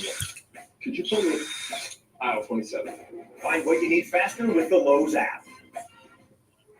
Welcome back to Green Bay. Now time for another look at your best available players. Brought to you by Shipyard by Marriott. Yeah, it'll be interesting with Shador because I got a list of some guys who were great in the NFL, but they were old school pocket passers, and where they slid, now the NFL didn't really regard them highly coming out of college. That's a long list of names. The quarterbacks went on to be outstanding in the National Football League. Will Johnson, the injury affected him, pushed them down. Marion Hampton surprised Denver didn't take what Denver opted to go a different direction, and Denver took Shady Barron, the quarterback, safety in Texas. All of a sudden, Hampton could drop a little bit. The running back's not a big need. Lead here. Josh Simmons would have been a top 5, top 10 pick if not been for an injury. Medically, he should be ready to go for training camp. Here's Matthew Golden. He would fit with the Chargers they're looking for as well. He's going to catch us the football. He has great speed with that 14-9. The Chargers needs right now interior offensive line, wide receiver, tight end, and they could not stop the run. 27th in per carry average allow legs. There isn't any question, however, this has become now the story of the night. Shador Sanders, according to our draft day predictor, there was a 96% chance that he would be selected in the first 21 picks entering this draft, 21 being the operative number with the Steelers. So we are now in that zone where we wait to see if any team chooses to trade up from the second round to make the aggressive. Yeah, we always act like we're in the 6th round of the draft right now. It's your hitter hasn't been picked. And we're still where Lamar Bang. wasn't taken. I mean, last time I checked, the ball Ravens dropped Payne the first, a 25-year-old tight end at the time, the South Carolina tight end. And then they traded back into 32 to take Lamar Jackson. We're ready to pack it up at the end of day 1 and get ready for day 2, right? Here's Lamar Jackson. That list of the pocket pass. Johnny Unitas, cut by the Steelers, passed over, right? To my one. Dan Marino passed over for Cal Davis and Ken O'Brien, right? Joe Montana went in the 3rd round. Herb Warner, undrafted free agent. Peyton Manning, he's heck of a like Ryan Leaf over and took Phil Foley to take him number 1 overall. Matt Ryan, Dick Long went ahead of Matt Ryan. They took him so far something with Cat Hennings over Matt Ryan. Hockey guy, how'd that work out, right? Drew Brees, 2nd round. Chargers and Miami didn't take him, goes to New Orleans, right? How'd that work? Brock Purdy, Mr. Irrelevant, Kirk Cousins, 4th round pick. They're all positional drop back pocket passes. I didn't mention the greatest of all time, Tom Brady, 6th round pick. So just think about that. The NFL didn't like him back with Johnny Unitas came out of Louisville. They didn't like him now. Now they can burn 9 out of 10 times by passing these guys. I don't know if it's that the NFL doesn't like them. I think the NFL is saying that those quarterbacks, maybe like Shador Sanders, they don't do anything special. So we talked about earlier in the show about people getting wild with the off-platform throws and all these different things. Shador Sanders plays point guard from the pocket, and maybe they're not valuable. It's not a reality. The teams that evaluate players and give them opportunities, that's what matters. And Shador's going to get picked, and he's going to have a great career. And I wish we'd quit talking about when he gets drafted. Yeah, and I think sometimes when you slide, you have to endure the pain. But the winner is you go to a team that needs you and maybe an opportunity to just kind of sit, maybe learn, and then Shador or Jalen Miller's or whoever it might be. Yeah. I mean, Brock Purdy sat around to the last pick and worked out pretty good for him. Mr. Irrelevant's really relevant now, right? I think it's just it is. That's what people don't understand. Like as a football player, especially a collegiate football player, you want to get drafted. These guys are saying, "Hey, I want to be a top 10 pick. I want to be a top 5 pick." They may want to go in the 1st round. They may want to go in the 2nd round. Ultimately, they want to be selected in the NFL, and that's what they're all about. But we start to talk, other people start to talk about where they should go, and then, like you said, Coach, that sets the expectation for the audience, and if they don't go there, for reasons beyond their control. It can be about needs, it can be about other things, then people say, oh, now they're sliding, and they should be, sitting there with a long face. As long as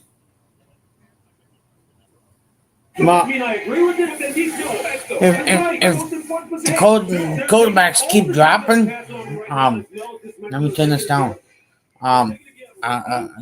If you're a Packer fan, take a quarterback, another quarterback, or take a wide receiver to help Jordan Love out. Because I can tell you this, from a football fan, you either need two things: offensive protection or someone to stop the run game, and to help pick the ball up. I mean, not, I meant to pick off the ball and set your team up good so the home team has great field position and your team wins. And the reason why I say this is because last year I was watching a few games um, of the pack, not just the Packers, Chiefs and stuff. Hang on, after this pick, In the 2025 NFL Draft, the Los Angeles Chargers select Omarion Hampton, running back. Mario Hampton, North Carolina. Yo. Green Bay Packers are now on the clock.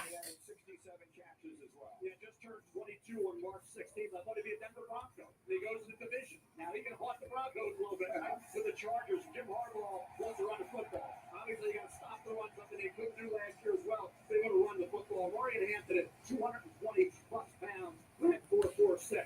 Talk about a guy at 622 carries his career. That's 128 fewer than Ashton Jenkins. So a lot of tread left on those tires. I've done that contact and being able to go left through contact. He will do that. Excels at picking up yards and breaking tackles after that contact with the leg drive, the determination, and that breakaway speed. He possesses very good hands as well. Had a career high 38 receptions, 2 touchdown catches this year. Doesn't have the elusiveness of a Jenkins, had the ability there to make people miss on a consistent basis. Pass blocking needs to improve just a bit. But the athleticism, that one cut, he can go. Marion Hampton will hit that hole hard, and he will break tackles. He is a game breaker. No mix 120 plus pounds. That's Joe Mixon right there. That's what it looks like. Joe Mixon wearing the North Carolina uniform. And you put him in this offense where they want to run the football for Harbaugh coming downhill. This is a perfect fit for Marion Hampton. All right, and so as the National Football League has now taken to bringing the draft on the road, we will reach that moment that we look forward to every year. The home team is on the clock, and just listen to these fans in Green Bay. Go! The Go Pack Go chant. Go Pack Go! Hundreds of thousands of cheeseheads as far as the eye can see. These fans so excited. The people of this terrific city have been so excited to host this event. We have all felt it all week long. There's been no question about it. And so with all the energy, the Green Bay Packers part of that incredibly tough division now in the NFC North. A lot of interesting news. Will this be the year that Jordan Love takes that step forward? What do the Packers need to do to make that right? Quarterback's a positional lead area. They're always looking for edge rushers. Obviously, adding another wide receiver to that great luck in the second round. Taking wide receivers, putting loose. So I look at that quarterback spot. Will Johnson's a guy. You talk about getting a value for a heck of a player. How he's been healthy through the process and not banged up. Will Johnson's a top 10 pick. So when is Will Johnson going to come up? We'll go next door. Will Johnson's another guy who's projected way up there. We don't know what his 40 speed is, but those structures has recovery ability to do. But as a corner, we can anticipate the break for the ball. 9 career receptions, 3 career pick sixes. I'm going to be interested to see how far Will Johnson drops. Yeah, it's all about how good teams are competitive. That's what it's going to be.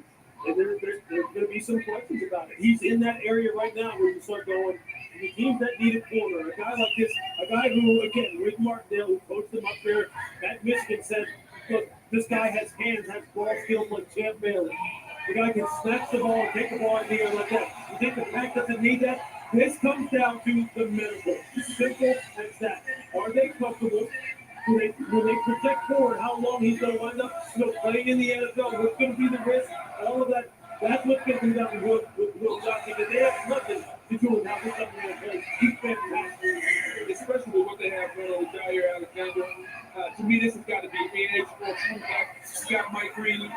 from the table who led the nation in sacks last year.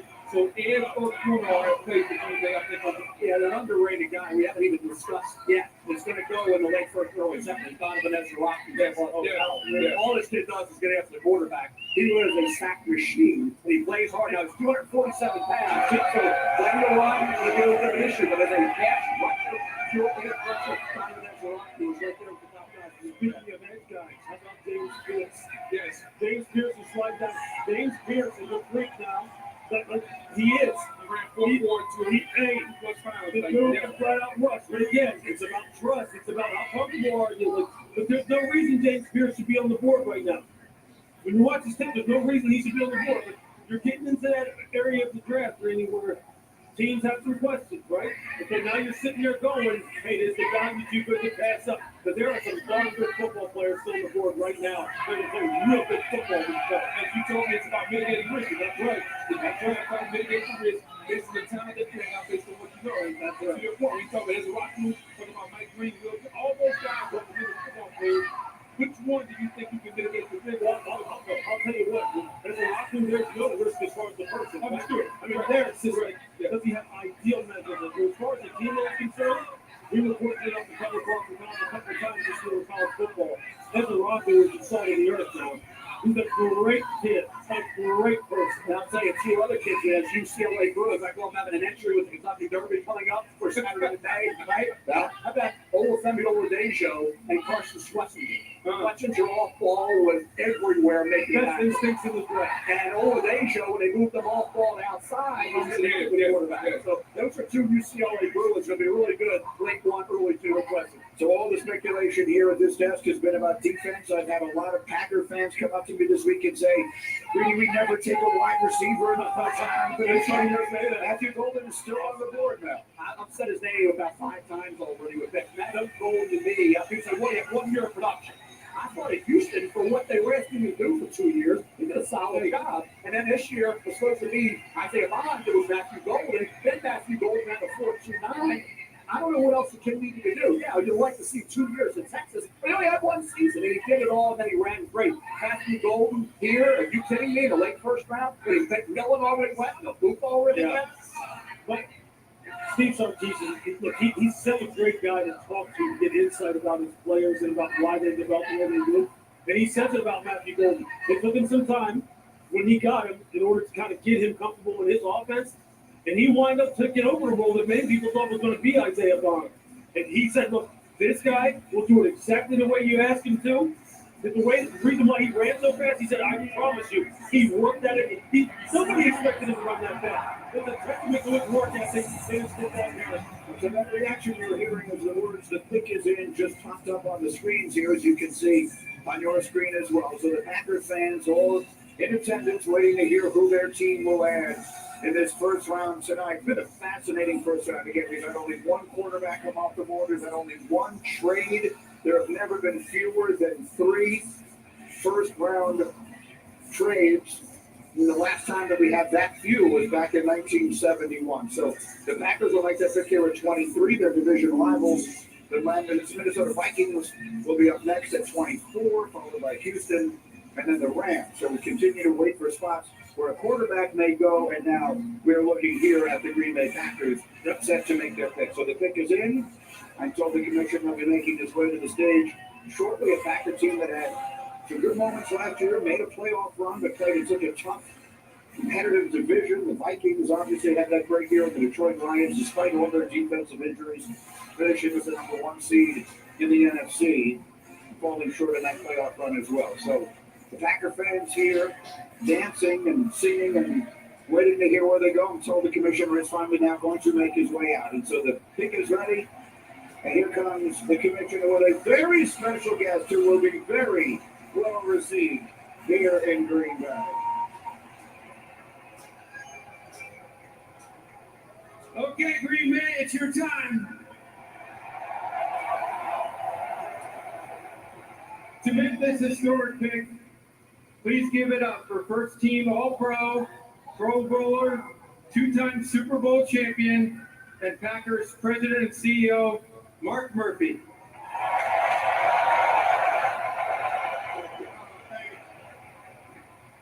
Thank Thank you, Roger.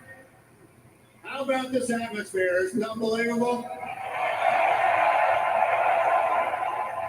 Roger, thank you to the NFL for bringing the draft here to Green Bay for the best draft in the history of the NFL. Right here. On behalf of the Packers, Packer fans here in Green Bay, Wisconsin, and everywhere, because our fans are everywhere, it is my pleasure to welcome you all to the NFL Draft at Lambeau Field. It is our honor and privilege to host this wonderful event in our community, particularly since we are the only community-owned team in the NFL.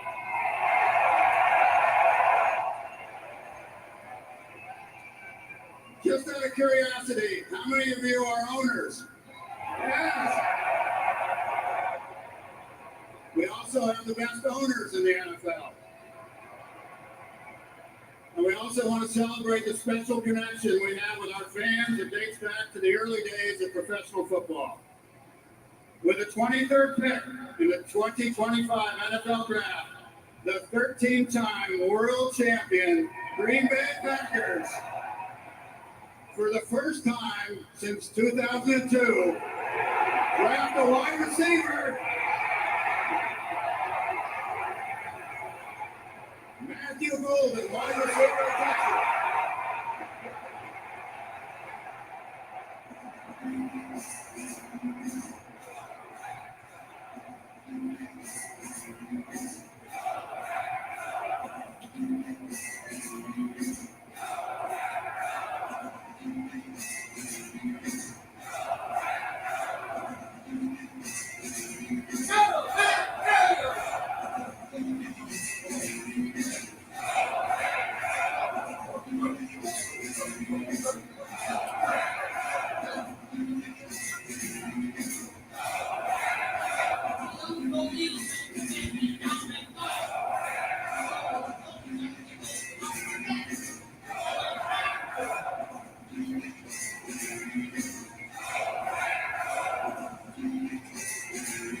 Go, Pack, go!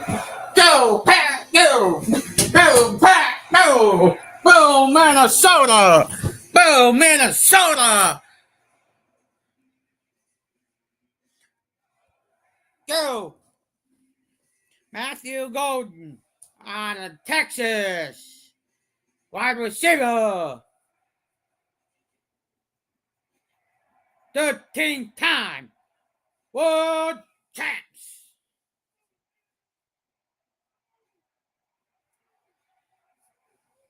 Come on, man! Let's go!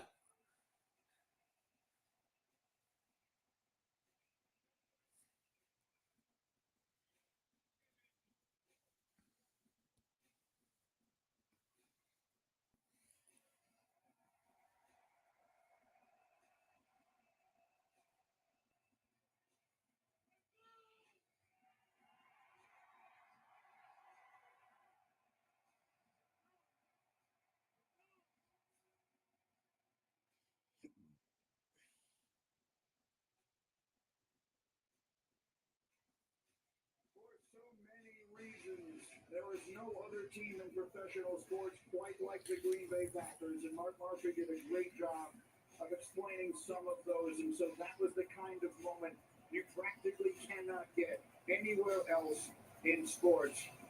Matthew Golden is going to address the crowd. Let's hear what he says.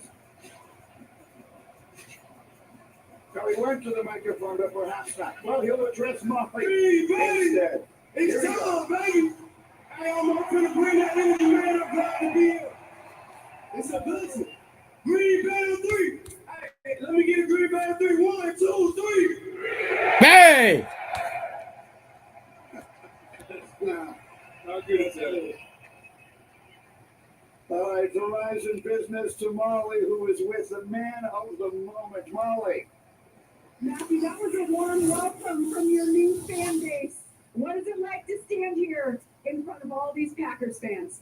Man, it's a blessing. I put in so much work to get here, and I got my family here, man. It means the most to me, man. I can't thank God enough. At Texas, you stepped up big when the lights were brightest. How will you do that here in Green Bay? That's what you should expect from me, man. I'm a reliable target, and I get open anywhere on the field, man. Whatever the team need me to do, that's what I'm willing to do. But I'm bringing that dog mentality, know that. All right, welcome home. Thank you. Thank you. Guys. Mel, you mentioned the Combine's 4.29. That opened a lot of eyes. 58 catches, 9 touchdowns in his one season at Texas. The 16th ranked player on my big board. Packers sitting at pick number 23. He was up right this year. 9 games, he averaged 20 plus yards per catch. Here he is with the Houston Cougars. Over a 2-year period, he had 76 catches, averaged 13 yards a catch, and 13 touchdowns at Texas this year. He was outstanding, and he came up big at critical moments in key games. SEC championship game against Georgia, really impressive with 8 catches, 162 yards. Quarterfinal playoff game against Arizona State, 7 catches, 149 yards, another touchdown. He had 2 to 3 concentration drops. That was it. He's a guy who gets open. He can handle tight coverage. He catches the ball in traffic. He's tough across the middle. He's quick out of his break. He sells the route. And I was impressed with the consistency, game in and game out, to know that he was understated. He was underappreciated all year for what he did for an offense that needed him. And every time they needed a big catch, Matthew Gold got open and made, let's say, 9 games to average over 20 yards a catch. It was pretty impressive. And I was impressed with his ability to separate. That's what a quarterback wants to see. Separation from the defender, knowing that you can throw the football to him on time and accurately. And when you look at Green Bay, it's often said that Green Bay has a lot of receivers. They got a lot of number 2. Might he be the number 1 that they've covered? When you look at Romeo Dobbs, Jaden Reed, Christian Watson coming off the ACL. So this isn't just about hits. All right, so the Minnesota Vikings are on the clock, and we've got Roger Goodell ready to make their pick. For every action, there is an equal opposite reaction. They will be booed as loudly as the Packers were cheered. Here comes Roger Goodell with the selection. With the 24th pick in the 2025 NFL Draft, the Minnesota Vikings select Donovan Jackson, guard, Ohio State.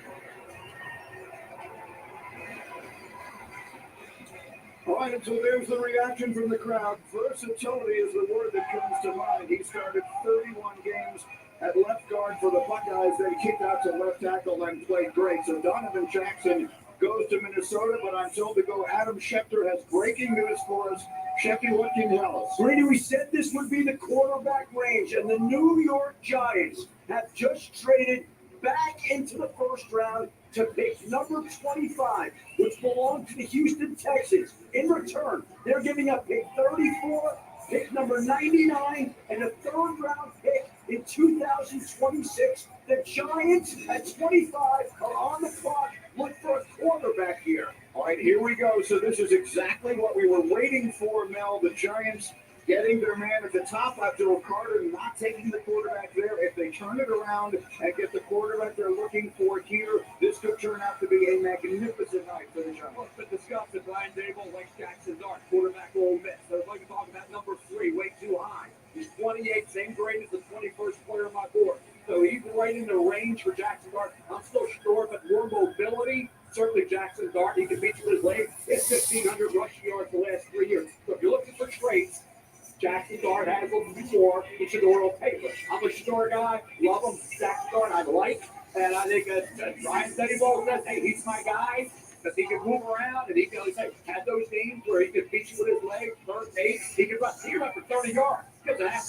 Okay? And he can make the throw.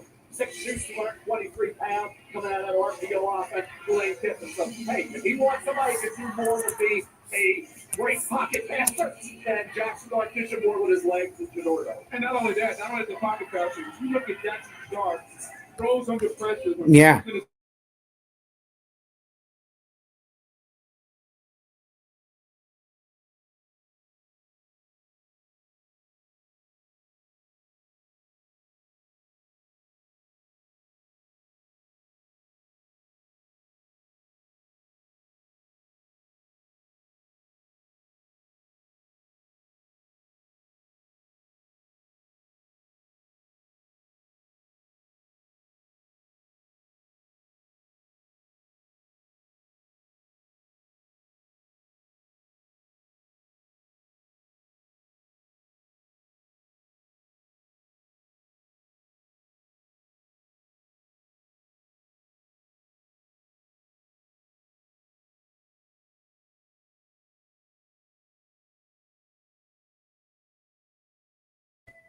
Stress out. I'll never remember all this. Relax, Will. When things get intense, we get incense. What a nice cleansing surprise. For your insurance and financial needs, Nationwide is on your side. This Memorial Day. I don't think they're supposed to drink that. Summer starts. No, dogs on the table. You sure that's a dog? Yeah. Rough. With Stitch. No. I'm gonna get you to the count of 3, Stitch. 1. Disney's Lilo and Stitch. Only in theaters May 23rd. Rated PG. Let's talk salary. Great. What do you typically offer for this role? It's competitive. And if it was a number, it would be. A competitive number. With Indeed, you can find offered salary conversations from the start. Well, a number. Is it competitive? Why do 80% of NFL players choose to Sleep Number Smart Bed? Because the higher my sleep IQ score, the better I play. But that's not the only reason. He likes his side firm. I like my side soft. Sleep Number does that. Effortless comfort all night. So sleeping on a smart bed is why you can play like this? Yeah, because I also like to sleep cool. And I like to sleep even cooler. And I really like it when we both get what we want. Sleep Number does that. Meet the Sleep Number Climate Cool Smart Bed. Sleep up to 15 degrees cooler on each side. Visit a Sleep Number store near you. I bet it feels right. That's against the story. I bet it feels right. Hey. Sure, yeah, come on. Don't worry. Dash Pass saves you money on DoorDash. So you can skip the trip to the grocery store and stay right where you need to be. Dash Pass by DoorDash. Your door to more savings. A Chewy pharmacy order is on the way for Homer, the homebody who only goes outside. No, So Mom uses Chewy to get a flea and tick meds at a great price. Delivered fast, right to their door. For quality meds, for life with pets, there's Chewy. More football. Experience the game like never before. The accents, the action. You see and hear everything. The United Football League. Saturday at 7. And Sunday starting at noon on ESPN. Welcome to the show, the one with unimaginable power and endless entertainment. Phillies, Cubs, big-time talent shines from the friendly confines on Sunday Night Baseball. Sunday at 7 on ESPN. Welcome back to Green Bay, where we have just had our second trade of the night here in round 1. The New York Giants have just traded up into the Houston Texans spot at number 25. And Adam Schefter has told us it is to draft a quarterback. Will it be to take that man, Shedeur Sanders, the Big 12 Offensive Player of the Year, or that man, Jackson Dart, quarterback at Ole Miss? Opinions have been split between these two. Mel Pepper, you have been on the Shedeur Sanders bandwagon since the beginning of the season. Again, we are waiting the commissioner to make the announcement right now. The Giants, who picked at number 3 in this draft, taking Abdul Carter, the defensive end out of Penn State. This was how many of the Giants fans definitely hoped the night would go. Get the pass rusher early, find a way to get the quarterback you want. A little bit later in round 1, it appears that's what they have done. So we are awaiting the commissioner on the announcement. Here he comes onto the stage to announce the Giants pick at number 25. Boo! The Houston Texans have traded the 25th pick to the New York Giants. With the 25th pick in the 2025 NFL Draft, the New York Giants select Jackson Dart, quarterback, Mississippi. Nah. Quarterback out of Mississippi. Wow. All right. You know the story. Legendary high school career in Utah, threw for 67 touchdowns as a senior. He wow. 3 games, then transferred to Ole Miss. Started 38 games for Lane Kiffin, threw 72 touchdowns. Finished as the school's all-time leading passer, surpassing Eli Manning. Nell, your reaction? Well, I'm surprised they went ahead of Shedeur, not shocked, because Dayball wants more mobility. And Jackson Dart can beat a defense with his leg. His completion percentage every year under Lane Kiffin improved. 62%, 65%, culminated with 69% this past year. Touchdowns went 20 to 23, 29 this past year. 11 rushing touchdowns the last 2 years. 1,500 rushing yards the last 3 years at Ole Miss. Now, the concern for me, and the reason I'm the Shador guy, is in the big spot. You come up big. For Jackson Dart, 2 games where Ole Miss faced a then-ranked opponent, LSU and Georgia. He completed less than 60% of his passes, and in each game combined for 2 touchdowns and 2 picks. Then they were looking for a playoff spot late November. He completed less than 60% of his passes with a couple touchdowns and 2 interceptions, and that late meltdown against Florida. So 3 big spots didn't come up big. Shador consistently did, despite being a rat. I like Jackson Dart. I love Shador. We'll see how it works out. Keep in mind, the quarterbacks have dropped a little bit. How about the quarterbacks went ahead of them? Brett Favre, Dan McGuire, Todd Marinovich went ahead of Brett Favre. Joe Montana, Jack Thompson, Steve Fuller went ahead of Joe Montana. E.J. Manuel went ahead of Geno Smith. The 3 players were drafted by the Bengals before they go numerous times in the second round. So it doesn't always go. The quarterbacks go in the order or the way they work out in the NFL. So for Shador, I still believe, I'm not saying, well, I'm proven wrong after this, the New Orleans Saints are the perfect fit. Because Pittsburgh's weather, right? The Giants are weather, and the division's weather. And for Shador, like Drew Brees and Peyton Manning, that dome would help them so much to give him a chance to be the great career he's certainly capable of. I think Jackson is very, very well respected down in Oxford. Being a great teammate, he's tough as hell. Another kid who I'm fortunate enough to call 3 of his games over the past couple of years. He's got a big arm. He is tough. He can pick up first down. He can bomb the football. It doesn't always seem to be able to get you progressive as quick as you would like. That's something he's got to work on. That's something he'll have time to work on because Russell Wilson's going to command. Are you drafted to be the next GM and the next head coach? We'll see. And you know what? Hey, that's a question for John Mara. But I'm happy for the kid. Let's find out what we can from Sal Palantonio. He is covering the Giants for us tonight. Sal. Well, Greeny, it's pretty clear that head coach Brian Daboll likes Jackson Dart. Why? Because he has some of the same traits that Josh Allen had in Buffalo. That mobility, the dual threat ability, the big arm to get the ball down the field, the toughness. Those are the traits that Josh Allen showed Brian Daboll in Buffalo. That's why Jackson Dart of Ole Miss is here and will be a New York Giant, Greeny.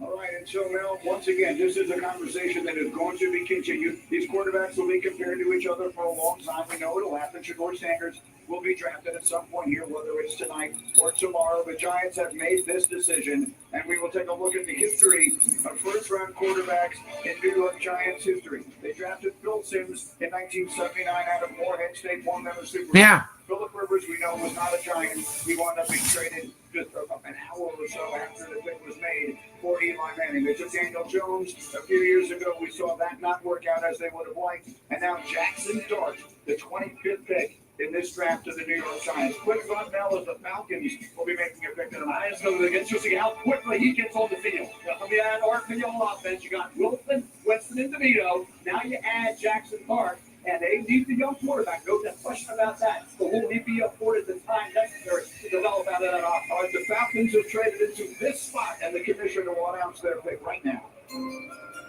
The Los Angeles Rams have traded the 26th pick to the Atlanta Falcons. With the 26th pick in the 2025 NFL Draft, the Atlanta Falcons select James Pierce Jr., defensive end, Tennessee. James Pierce Jr. goes to the Falcons and will be the spot that had belonged to the Los Angeles Rams. Adam Schefter has more for us. Schefter. Well, Greeny, this is an interesting trade. The Falcons get back this first-round pick to take James Pierce and the third-round pick. But in return, the Rams get a second-round pick this year and a first-round pick in 2026, along with a seventh-round pick this year. So this year, where all teams held their initial first-round draft picks coming into the draft, next year, the Cleveland Browns already have the Jaguars' first-round pick from one trade today, and the Rams now have the Falcons' first-round pick next year for this trade. So we only had one trade in the early portion of the night. Now we've had back-to-back picks that get moved. As far as James Pierce is concerned, first of all, SEC each of the last 2 years now, racking up 17 sacks. I tell you, look, I got see this guy? I'm telling you, this dude has the most potential of any pass rusher in this draft. Like, outside of the full guard, all right? He could be the next best pass rusher in this draft without a doubt. At 6'5", 245 pounds, 4'4", in the 40. It reminds me of body type wise of Devon Kurtz when he came out of Florida. He can go speed to power as well as anybody you see. It is classic. It's textbook. He's got the speed to chase down any quarterback in the NFL. He's got the power to collapse the pocket inside out. When he wants to slant down inside on run stunts, he blows up everything. Everything. He'll track down balls. The Packers have the second one, 22nd pick, third one, 23rd pick, fourth round, 22nd, fifth one, 23rd, and then they have the 34th pick. And that's about it.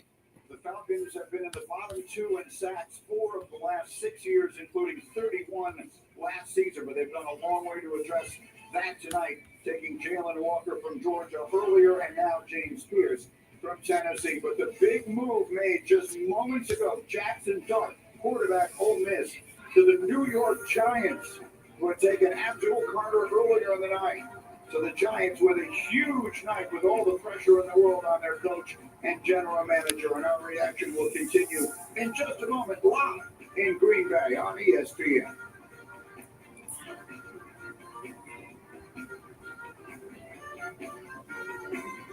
Lowe's opened the 2025 NFL Draft Green Room. Visit Lowe's.com/NFL Draft now to recreate the look in your home. Lowe's, official partner of the NFL. These are the Voyagers of the Patrick Starship Enterprise. Krabby Patty, engage. Hit it, Krabs. Aye, Captain. It's mission. Nautical nonsense. Where's Officer SquarePants?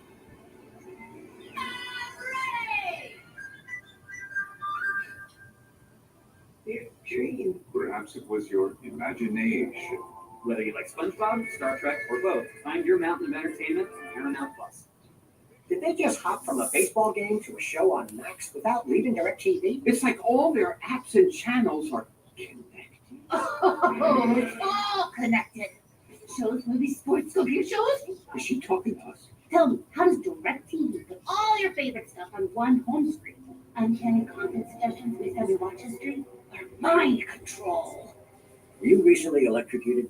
A better way to watch whatever you want to watch. Well, I, for one, am intrigued.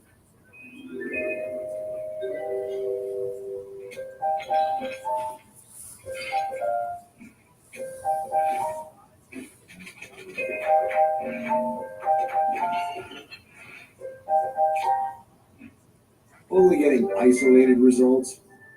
Big gains come from AI that works across all of your data and applications. The AI built for business. Yeah. IBM. Boast by Super Hydration Body Wash. The sweet scent of a honeymoon in Fiji. Moisturized with vitamin B3. You better not be using all the Old Spice. Ooh, can you get my bag? Done. I fully custom. How many Bud Lights can you fit in there? As many Bud Lights as it takes. A lot of Bud Lights.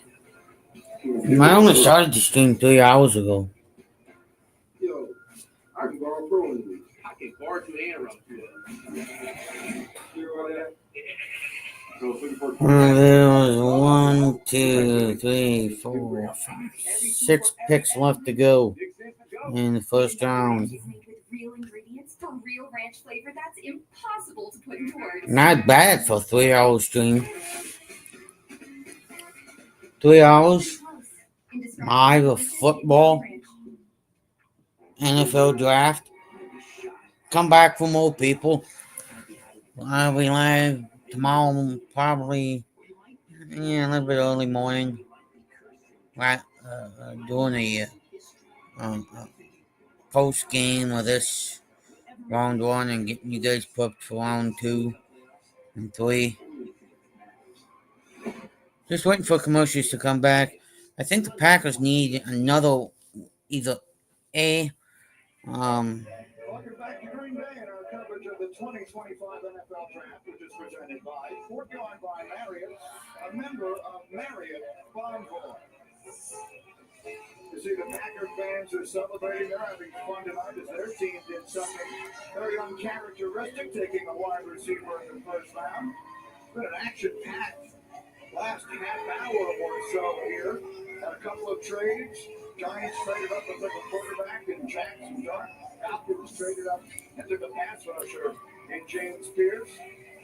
Mel Kiper's Baltimore Ravens are on the clock here, and in fact, their kick is in very quickly before the commissioner mentioned no one will need a safety, and they got both safeties sitting there for Malachi Starks from Georgia, Dick Evenwar from South Carolina. Yeah, Starks didn't have the great year, but he was a heck of a football player throughout his career. I really like the football IQ. You're now the commissioner with the With the 27th pick in the 2025 NFL Draft, the Baltimore Ravens select Malachi Starks, defensive back, Georgia.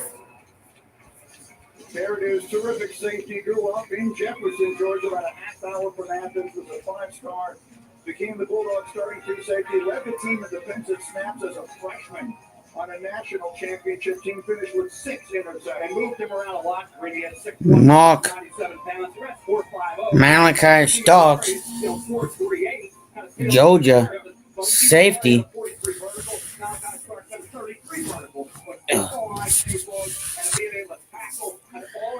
Hey, if you're watching that Pete McDivitt show, come on in. Against Clemson was phenomenal. In that game, he had 5 career receptions. He is just everybody. He's a good football player. He'll play that center field role for Ravens. Here's the thing I'll tell you, he trained in Tampa with my buddy Joe Bird. I got an opportunity to see him every day, see him work. Talk about football character, football instincts, showing up to work. There was video of him working out this morning before he gets drafted this afternoon. That's what you're getting in this safety in Baltimore. There's a sign in the facility that says play like a Raven. He will embody that coming from Georgia, being coached under Kirby Smart. I don't worry about the testing of his football instincts, his ability to be in center field while you have Kyle Hamilton down around the line of scrimmage, to be able to play the ball and make plays. What he lacks maybe in speed and athleticism, he makes up by being able to key and diagnose quickly. This is a true football player that has very high football character. He's got, it seems like he would fit in Baltimore in some of their split safety stuff, right? They're cover 4 schemes, they're cover 2 scheme, whereas there's a lot of pattern reading where you process quickly, get quick pattern matches. You're not kind of isolated one-on-one. When you got put in those kind of situations, that's where you see some of the top end speed deficiency come in. And I don't mean deficiency. Okay, he's 4'5". So I'm saying he doesn't have true man coverage skills down the field against wide receivers. They get him one-on-one. But he's a solid, steady player. That's a nice fit, Mel, with Kyle Hamilton. Real nice fit. That's both these safeties drop down this far. And of course, offensive guards and areas, we will address the offensive guard spot. So they're in a pretty good spot. To know that they've solidified that spot. Keep in mind, Darius Washington will have to an undrafted free agent pick up at his field. He is a free agent after the 2025 season. He'll benefit from being around a guy like Kyle Hamilton. Yeah. No question about it. Those are look at the safety position where you want guys to be real cerebral, be real smart, be able to work together with one another, get everybody on the same page. He's perfect. And one other note, they really like TJ Tampa, 4th round steal last year out of Iowa State. Right. They did some things with free agents with Wuzier, so they've done some things quarterback-wise, a little under the radar. The development of TJ Tampa, who I think is going to be a nice addition to that defense this year. Wasn't redshirted, but certainly got coming off the injury, a little banged up. They like TJ Tampa. They said a day-free steal last year for Eric Nagasa, outstanding general manager with Baltimore Ravens. Now you can actually see the intensity in him as he made his way from the green room out onto the stage and actually lifted the commissioner off his feet, and he's down there on the stage now. Verizon Business brings us down to Molly, who's with Malachi. Molly. Malachi, I can feel the energy vibrating off of you. That was quite the hug with Commissioner Goodell. How do you describe what's going through you right now? I'm ready to go. I've been waiting too long. I'm ready to go. Ready to go. This Ravens defense was a force down this stretch last season. What will you bring to that secondary?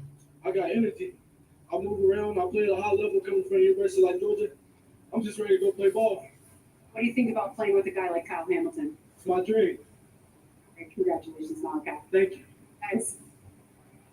Everything you just said was illustrated by his behavior in every conceivable way. There was one fired up young man as the crowd is now starting to boo the Lions. It's been a while since we've seen the other divisional teams in here. They booed the Bears quite loudly, they booed the Vikings loudly, and now they will boo the Lions loudly as well. The Lions obviously a terrific season last year, a terrific team, the best in the NFC, just decimated by injury on the defensive side to the point where they almost didn't have a chance by the time they got to the postseason. Well, when you talk about the defensive side of football, particularly edge rush, Aiden Hutchinson, missed most of the season. They struggle to find pass rush, particularly coming from the edge. There's some guys that are still left on the board. The guy from BC, Donovan Ezaraku, Mike Green is on the board.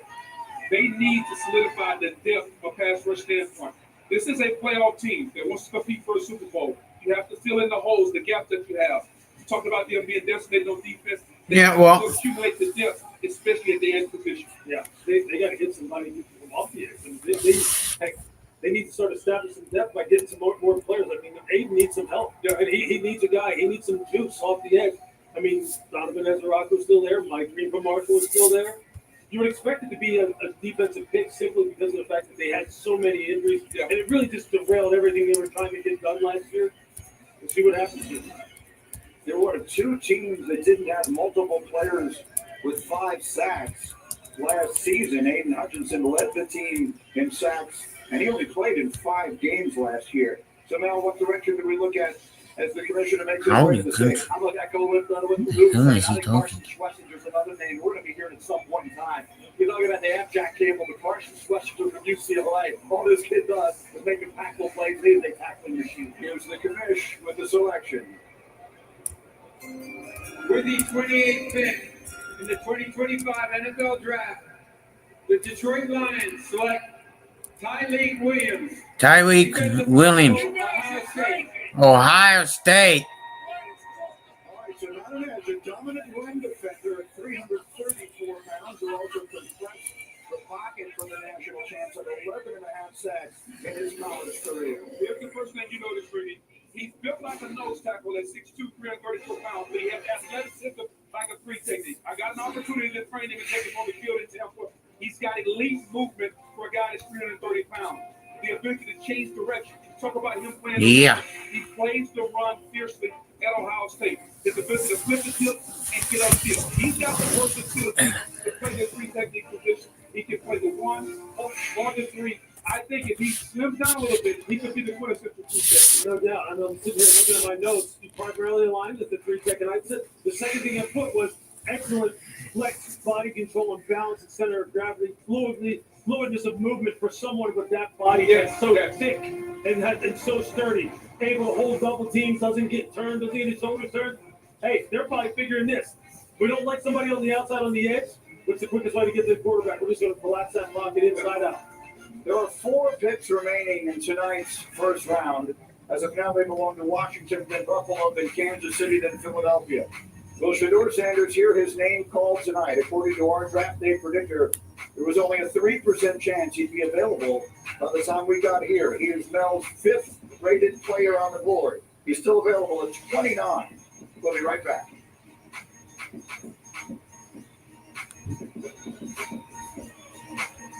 Ego, the #1 rated brand in cordless outdoor power, pushes the boundaries of innovation to power the unexpected, all on one battery platform. Experience the industry's most powerful cordless pressure washer with advanced digital controls. The string trimmer is so smart, it loads the line with the push of a button. And our most powerful blower that exceeds the power of gas. Ego takes innovation to the next level. One battery powers 90+ tools. Ego, power beyond belief. Find an Ego retailer near you. What's better than a limited time deal? An unlimited time deal. That's why the $5 biggie bag with a junior bacon cheeseburger is available all the time. Because the best time for fresh, never frozen beef and applewood smoked bacon is all the time. Duh. For the best deal of all time, gotta be Wendy's. AT&T is a new guarantee because not everything you write is guaranteed.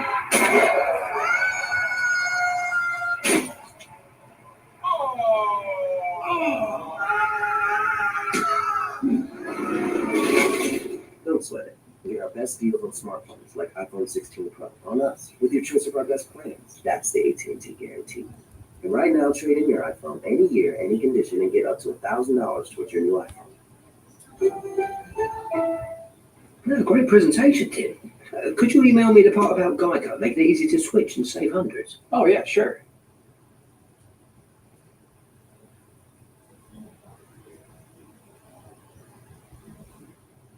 You don't know my name, dear. Of course I know your name. I just get you mixed up with the other guy. What's his name? What's your name? Switch and save. Get more with Geico. Could you just tell me? I want this to be over. With new McValue at McDonald's, you'll get more than you expect. Like buy a double cheeseburger and add chicken wing nuggets for $1. Because 6 final calls, 6-piece chicken wing nuggets. Get more than you expect with new McValue. The 2025 NFL schedule will be released soon. We are ready for the new era here. It is adrenaline, excitement, the stage electric. One of many revenge games. Quarterback, they define rivalry. They've only gotten better. Unbelievable. Oh, what? A Super Bowl rematch for the ages. Welcome back. Yeah, the NBA playoffs are here, and it's about to be ridiculous, unbelievable, unfair, downright nasty, straight up, can't miss, don't blink, grab your popcorn and strap in cinema. This isn't about who's next. This is about who's now. This time, it's different. The NBA playoffs, Friday on ESPN.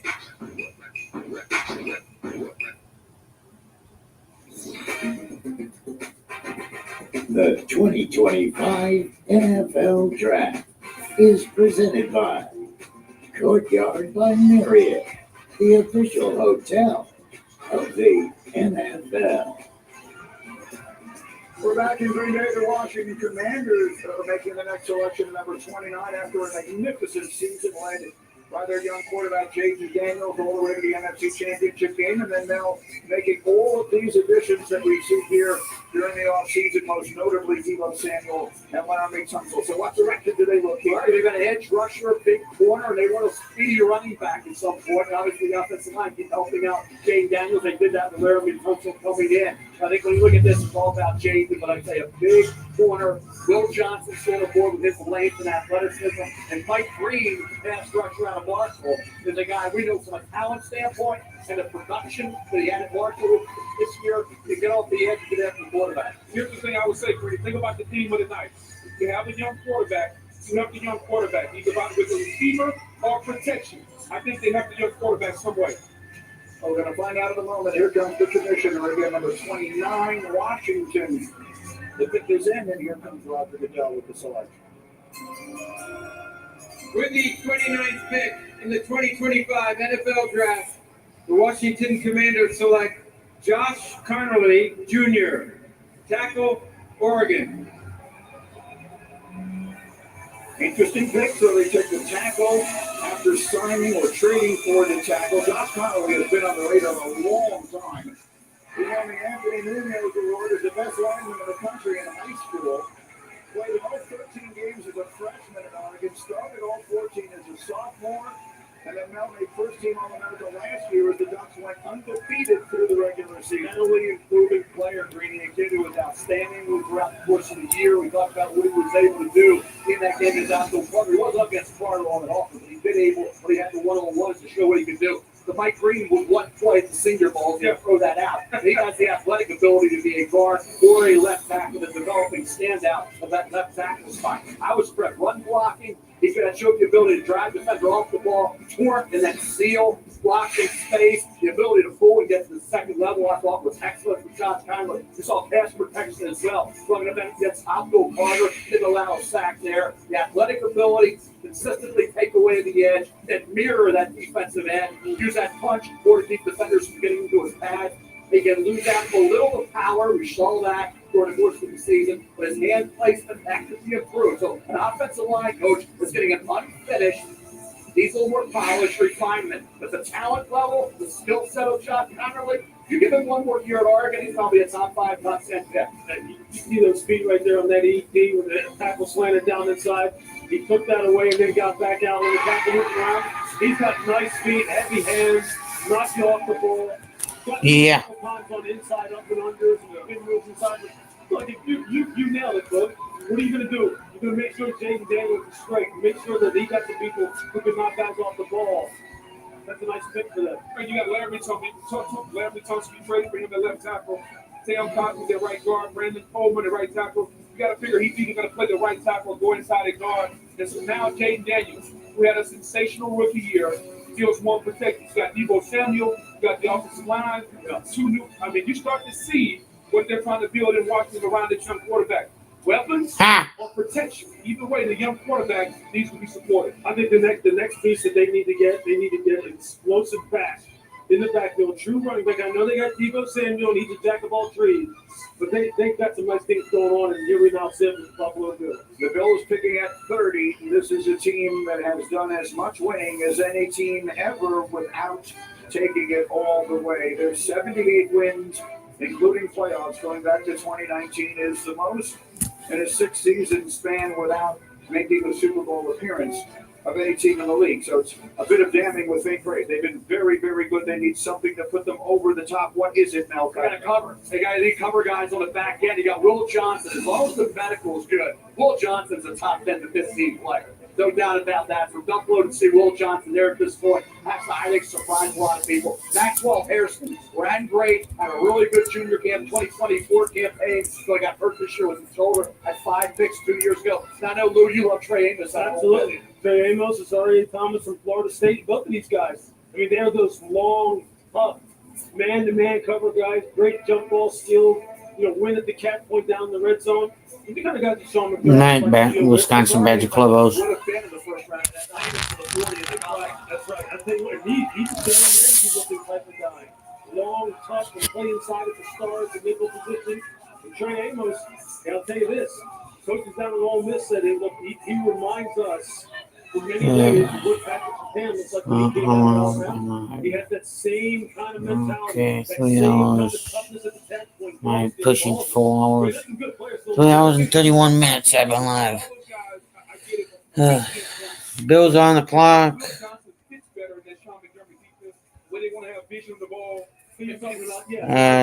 Tyreek Williams, Ohio State, DT. Josh Conway Jr., Oregon. Bills, Chiefs, and Eagles. 3 picks left. I would say Trey fits only because down at Ole Miss, I mean, they played a cover 4 type of scheme. It was Nick's scheme, basically, because they played down there. So, yeah, I mean, they both make sense. A team that was mentioned has been so good and has come up just short in such painful fashion multiple times in the last few years. Last year was supposed to be their dip year. It was the year they lost so many of their players on defense, reset their salary cap, still found themselves with an opportunity in the AFC Championship game against Mahomes in Kansas City and just couldn't quite get it done at the finish. So let's see which direction they go. Everyone here is expecting defense to help Josh Allen and that Bills offense take a step towards San Francisco or Santa Clara next year. It's a different way to close the gap. You talk about the gap between Mahomes and Josh Allen is minuscule. So how do you close? You got to be able to close the defensive side of the ball where they can turn the football over and give Josh Allen one more possession, give him one more crack at the football. And we can see the commissioner making his way to the podium with a very special visitor to announce the pick. The NFL is stepping up to have an even greater impact as a wish maker for Make-A-Wish. For the second time tonight, we have the opportunity to grant a wish for a deserving young man to announce the first pick for his favorite team. Tommy.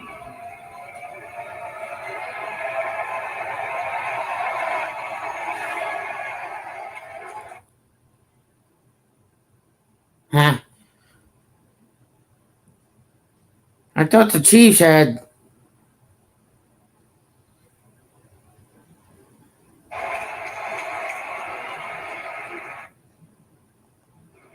Go ahead, Tommy.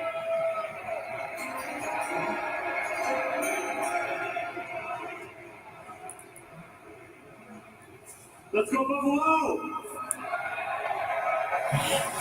Well. With the 30th pick in the 2025 NFL draft, the Buffalo Bills select Maxwell Harrison. Let's go! Let's go in Kentucky. Kentucky, who ran the fastest 40 at the combine. So it starts there. He's here. He's a huge personality. 2-year starter. There's been a trade. I explain. The Eagles traded up to 31st pick in the NFL 2025 draft, and the Chiefs in return traded down to the 32nd pick of the NFL draft.